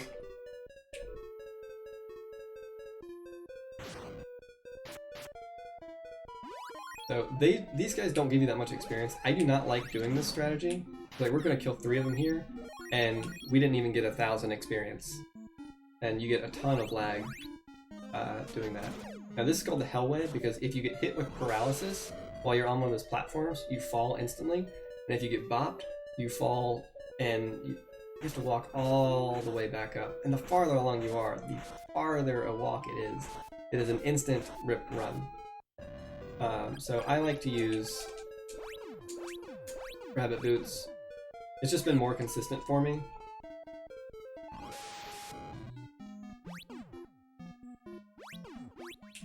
Messed up. So there is a glitch I have not implemented in a run. There's enough RNG in this game to where I didn't feel comfortable doing it yet. Let's see if I can get it here. There it is. So you can jump off of nothing. Pretty neat. I believe it is frame perfect. But you can jump off of nothing. And you can save a little bit of time. It's like 6 seconds from that for that first jump. And then here, this is the hard one. Oh, I don't think I'm gonna be able to get this one. It's so hard.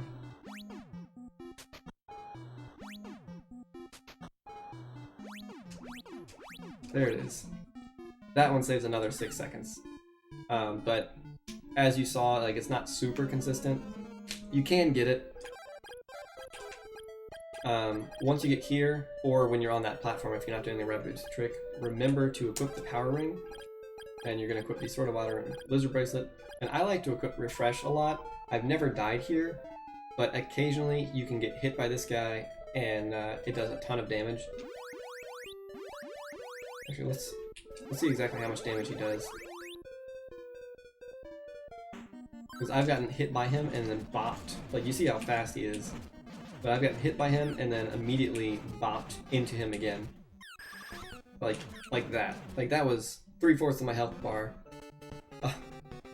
Thanks, True Blue. I finally got the sub 56. It's not unbeatable by any means, but yeah, so I equip refresh. So you want to move in line with this left tile here, and then move up, and you walk straight up, and you try to hit him with it. And this is going to be mostly RNG. There's not much you can do. You can try to move like to where he's going to be. I found the most consistent is just moving up and then trying to track him.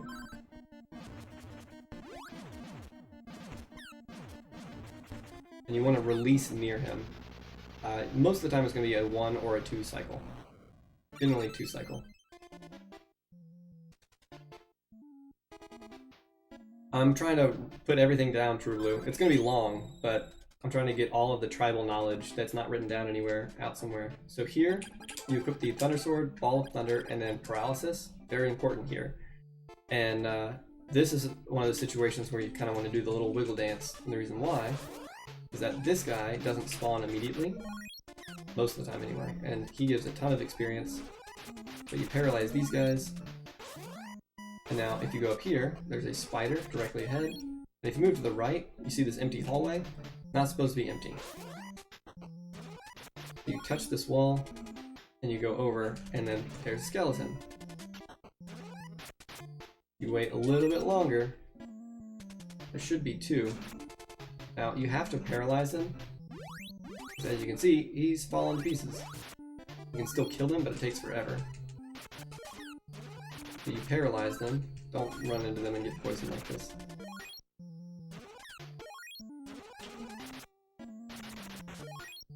So most of the time I ignore the poison here, just because it's possible to be poisoned elsewhere. Or petrified by that guy, I guess. I like to charge the level 2, because occasionally you can have that happen. And it's 200 experience, so it's not much. Like 200 something. So here, I don't normally use recover there, but you drop down and you wait, and then you go. And you just wait that beat, and you hope a puddle spawns here, a puddle spawns here, and you want them to wake up. And the reason you want them to wake up is that they give more experience than anything. So this guy sucks. You come in here with barrier, and I'm not very good at this fight, but ideally you just do this. And he's dead.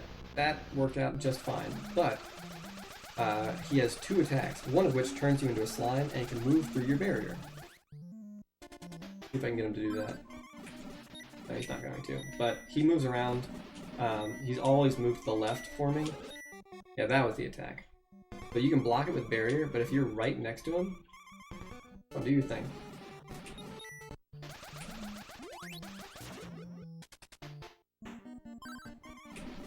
Yeah. If you're not close enough, you won't hit him all the time. But there is a sweet spot distance you can get. I'm not very good at it. Where you can kill him in one blow like that, but his ray attack that turns you into a slime won't actually go through your barrier. So you get the ivory statue here. Now, for safety, if you want, especially for marathon settings, you can go straight up. And there's a storm bracelet. This is the level 3 for the Sword of Thunder. This is very slow and laggy. You don't want to use this, ever. But in a marathon setting, it makes sense because it's very safe to use in several situations. And if you're just starting, go ahead and grab it. It's fun to use. Don't worry about your health too much here. Just don't get hit by that guy. Kill him if he pops up. Now, equip the ivory statue, and we're going to get flight. We're almost at the end of the game. So once you get flight, I'm going to equip flight immediately, and then warp boots, and you're going back to Shiren.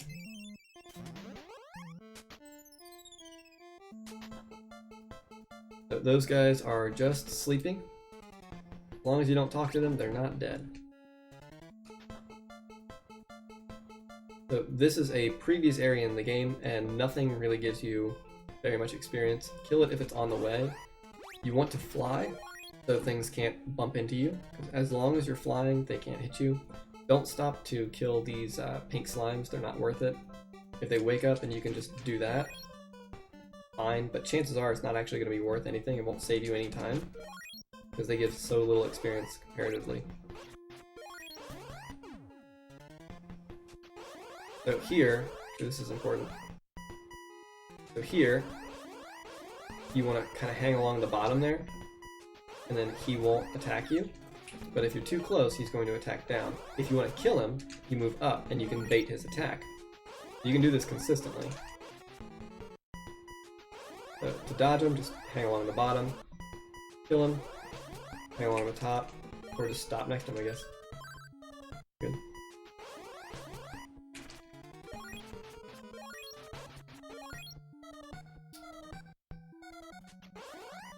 So same thing here. You can just kind of like be next to him and kind of juke his attack. You don't go chasing that eyeball, I just did to get him out of the way. So here, this took me a while to find.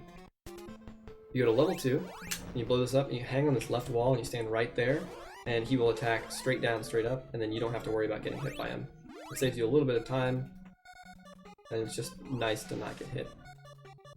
So for lag reduction, I like to charge to level 1, and I do this, and normally there's 2 there. You can fly over all these guys, but I don't like to. Oh yeah, don't use the Thunder Sword here. They do that, they get big and mean. So here you get the Bow of Sun. The moment you get the Bow of Sun, you are now in the end game. You have everything you need, you're in go mode.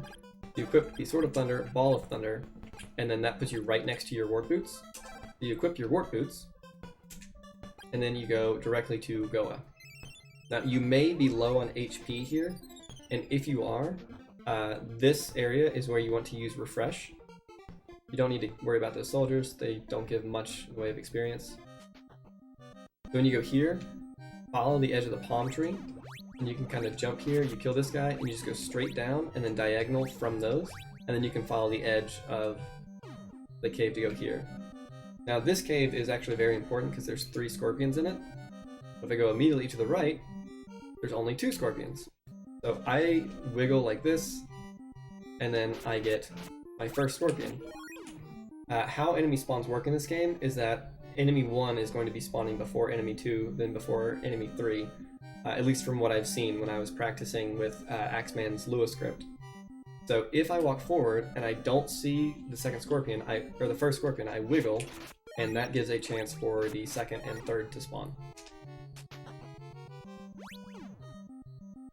Now you go to Sahara if you need to. There's an inn over there, and you can buy magic rings here. You can buy them for 1,000 using the shot glitch with Antidote. There's actually a Fruit of Replan here, which is pretty interesting. That could have saved my 1 run. So if you are turned into a slime by Carmine, you don't have this Fruit of Replan, and this is something to consider. And the reason why is that you're about to do a scorpion grind right here, and immediately after the scorpion grind, you're going to be moving towards enemies called warlocks, and warlocks have that same slime attack that turns you into little pink slime. And if you don't have the Fruit of Replan, your run is just over. You have to reset. You have to die and continue, or reset and continue. So it's completely over. So if you don't have a Fruit of Replan, you might want to do some extra loops in this scorpion grind. It might save you a little bit of time, or a little bit of headache, rather. So let me open up a spreadsheet here. I can show you exactly how much experience you need. Okay. So this is, these are the different experience values that you can get by killing just the scorpions. You're going to get to level 15 first. So let me turn this off. And there should be 2 scorpions at the bottom. Sometimes I like to wiggle and hope they appear, but you're gambling either way, so it doesn't really matter. I'm not particularly good at the scorpion grind. Dragon Dark's videos are probably much better to watch, but what I like to do is I like to kind of push them And I try to skip one if possible, like that, if he's a little out of the way. And then I'll push him down. It just saves a little bit of time. So now that I have level 15, this comes into play. So you don't want to level up directly to 16 here, because you're going to get some free experience from 2 mummies, 3 purple scorpions that guarantee spawn in the pyramid, an eyeball, and Dragon himself. So if you exit with this, any of these numbers of experience, you have to kill this many warlocks. So 27,360 is about the minimum that I would say you should leave with, because there's two warlocks that are free. So I like to leave at 36,000. There's technically a third one that's kind of free. You lose a little bit of time, but not much. So 33,120 is still great. Once you get to 4 through 6, now you're kind of gambling a little bit. Because you have to stop to pin them against the wall, because everything else is too dangerous, and you might get turned into a slime, which you negate all of the time gain you would get by killing warlocks anyway if that happens. So if you do not have a Fruit of Repon, I highly recommend leading only at 36,000 or higher, just to finish a run. It's not necessarily faster, but it's safer. And I will be posting a link to this spreadsheet in most of my runs, so if you look at my runs, you should see that there. And I think I'm going to add it to the guides area as well, so you can see all this information yourself. I'm going to finish this scorpion grind.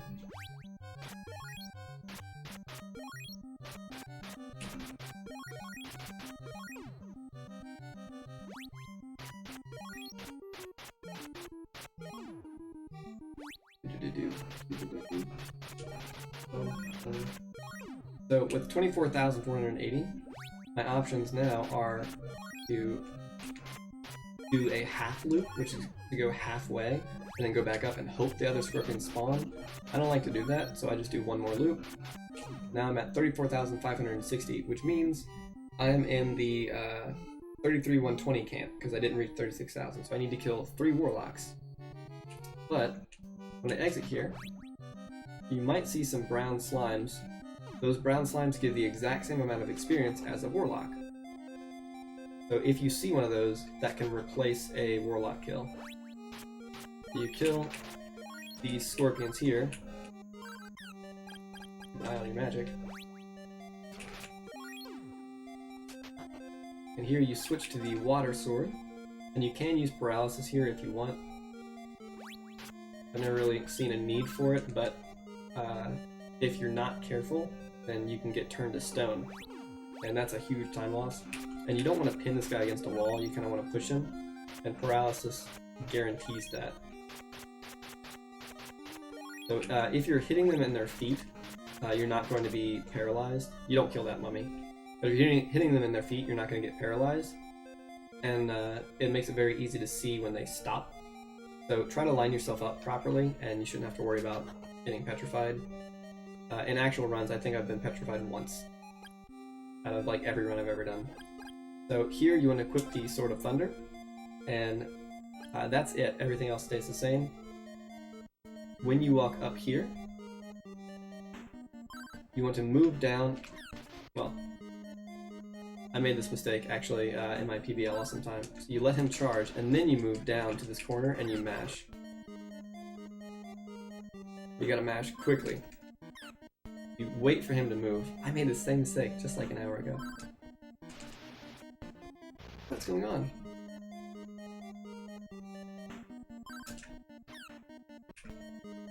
This is really bad. That's what it's supposed to look like.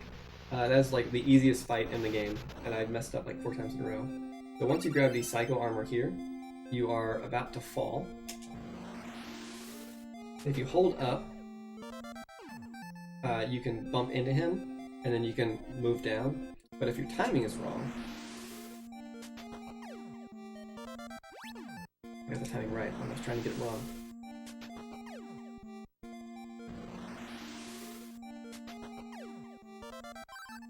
you can get that like double and sometimes multiple conversations, which can suck. So leaving there, you want to kind of look for these slimes to wake up, and you have to land to kill them for whatever reason in this area. And so now we only have to kill 2 warlocks, which is great. Once you walk in this hallway, you equip the Psycho Armor, and you want to equip the Bow of Moon.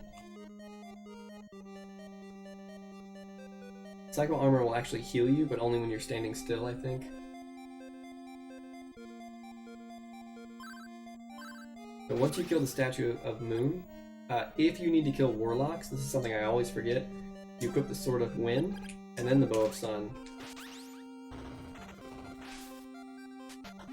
And now, you walk forward, and you always skip this guy, you walk right in between here, and you get to push these 2 guys for free. The 3rd warlock you would normally kill is this guy here, and you can push him. Most of the time you're going to have to like get him stuck against a wall. Skip that guy, he's really difficult to deal with. And if you watch Dragon Dark's 5814 run, he does this very well.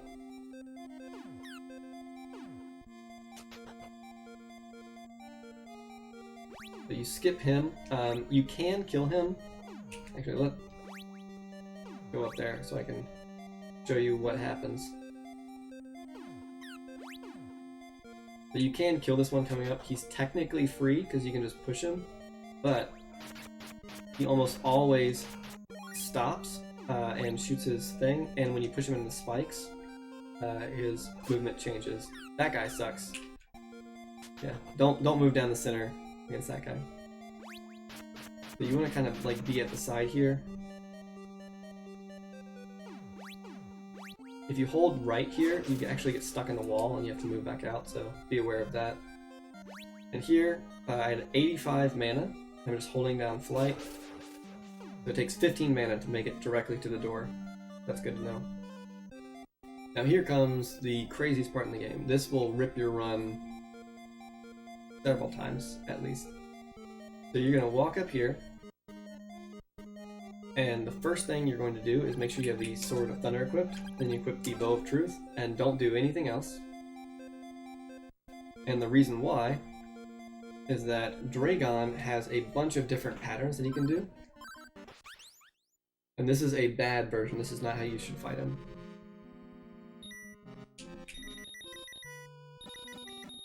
So I just have to kind of sit here and wait for him to do things. This is the worst cycle, I believe. He's going to do the orange attack again. And now he's either going to do the mouth attack or a charge, I think. Yeah, and so that took forever. And how Dragon's AI works is he uses your X and Y position to determine what attacks to use. So you can't manip him entirely, but the best manip you can do is walk straight up. You let him hit you, and then you use the Bow of Truth, and you don't press anything. You can open up the menu, you can go Barrier, Opal Statue, and you just wait. And we did not get a good pattern. We still got the bad pattern. It's not very helpful to show a good example. But this minute really does work. You let yourself get hit. Barrier, Opal Statue. I was gonna do the same orange thing. Let's reset this. We have a different pattern.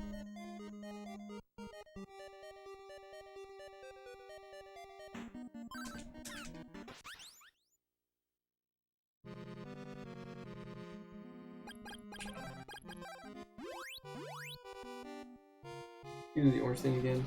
Yes. So if you think this is frustrating, try doing it after you've played this game for like an hour. And then you get to this guy and he does this. So this is the worst pattern. You don't want this. You want him to shoot lasers immediately, or do the orange things once and then charge. Once he charges, you want to stand on the outside of his leg. Just kind of stab here. And the reason you want to stand on the outside is that his lasers can hit you through your barrier, but it's most likely to happen when the lasers are crossing and you're getting hit by both at once. It's just more likely to happen. You just go up there and you mash, and you should kill him.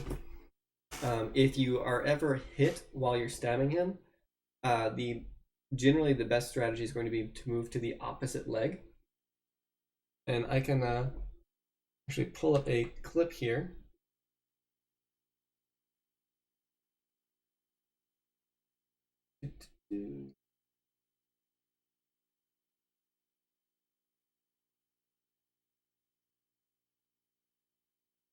Well, I'm going to pull up a clip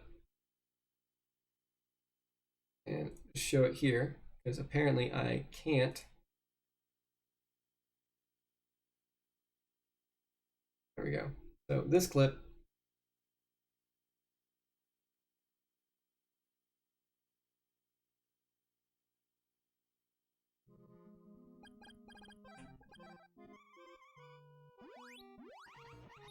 so you see I attack on the left side of his leg, and then he's going to start moving, and I accidentally attacked horizontally, but then I just kept attacking on the same outside of his leg. Okay, I know. Now I'm about to get bopped on this second run here. Take the bop. And so if that happens and you have to move anyway, what I like to do is move to the other leg, and then when he moves, stay still, he's going to move to the right. You're already in position to stab him. And you'll get a feel for where he's going to move and what he's going to do based off his patterns, because he has very limited patterns. So after you've fought him a few times, it's going to do the same thing over and over and over again. And yeah, as Mr. Spokes is mentioning in chat, if you get turned into a slime, you can transition to a room, and that removes the slime. You move pretty slowly, but several of the warlocks are right next to a stairway, and so you can just walk in there, and you're good. You did miss it again, nobody. I got the sub 56. Now I'm doing a tutorial. So this is the tower, and I'm going to spend a little bit more. I'm going to give more specific directions here, because this is a huge time save if it goes correctly. So you shouldn't have to use a magic ring or an opal statue in the tower, ideally. The only thing that really is going to hurt you is going to be helicopters. So when you go down, you hang on this top wall and you move down at that shadow. So this shadow right there, next to the column, and you just move straight right, and you move down at that yellow block next to this yellow block next to the door. Shadow, and then yellow block on the right side of the door, and then the first block on that right here, this one. The moment you get that, then you move down and you push this guy up and you push him to the wall, and you should be able to kill the helicopter from there as well. And you'll notice I don't need to really use barrier. I shouldn't be getting hit at all. And it's the same each time as long as your movement is correct. It takes quite a bit of practice, and I mess it up a lot still. But you can get this down to a science. And there's the helicopter. And so here, this is probably like the first diversion where people are going to have different strategies. One is to just walk forward with barrier and just kind of do this. And this works just fine. But you notice, like, I'm getting bopped and now they're getting out. I had to use my opal statue. I couldn't get them trapped in that room.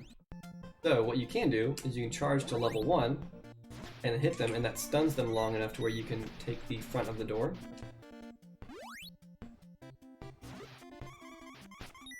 And so you can do this with any door that has robots that spawn before you can get to the door. Once you go up the stairs, the helicopter despawns, so don't worry about any other helicopter on that floor. You go to the right here, you pin that guy, now you hang up on the top. Get this right.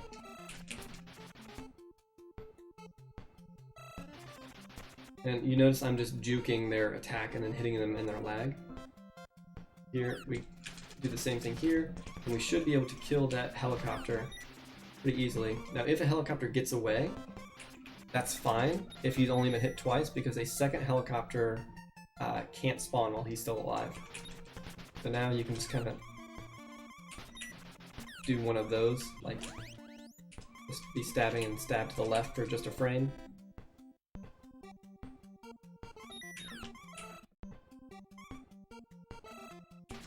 Man, I'm messing up now.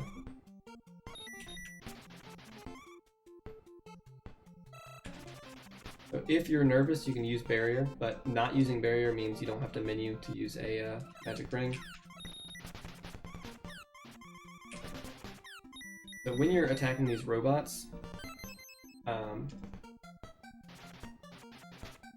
when you're pinning them in the door, you want to kind of put your head like right where the shadow is.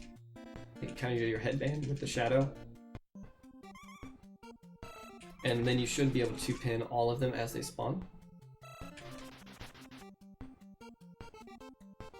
And keep in mind that the helicopter movement is always the exact same as long as your movement is the same. So like, him moving down there was a guaranteed thing. As long as my movement was the same. So there's only 2 robots here. And so if one gets out like that, you can just kind of push them the way you need to go.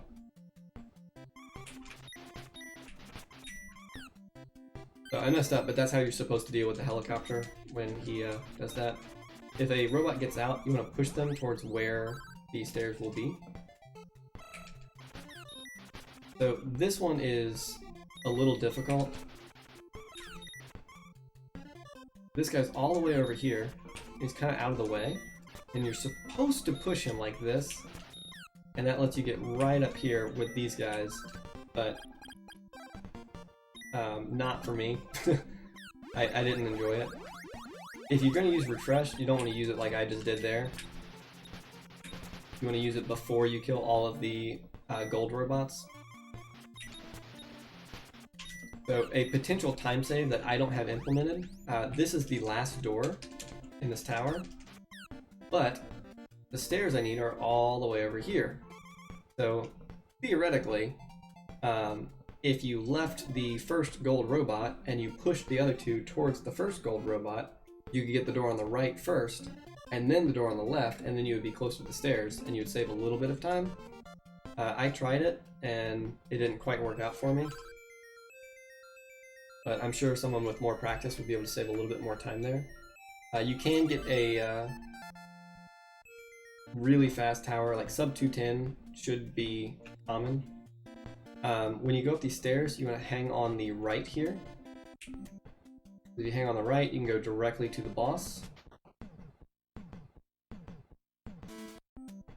And if you go straight up, you get this little text box thing here.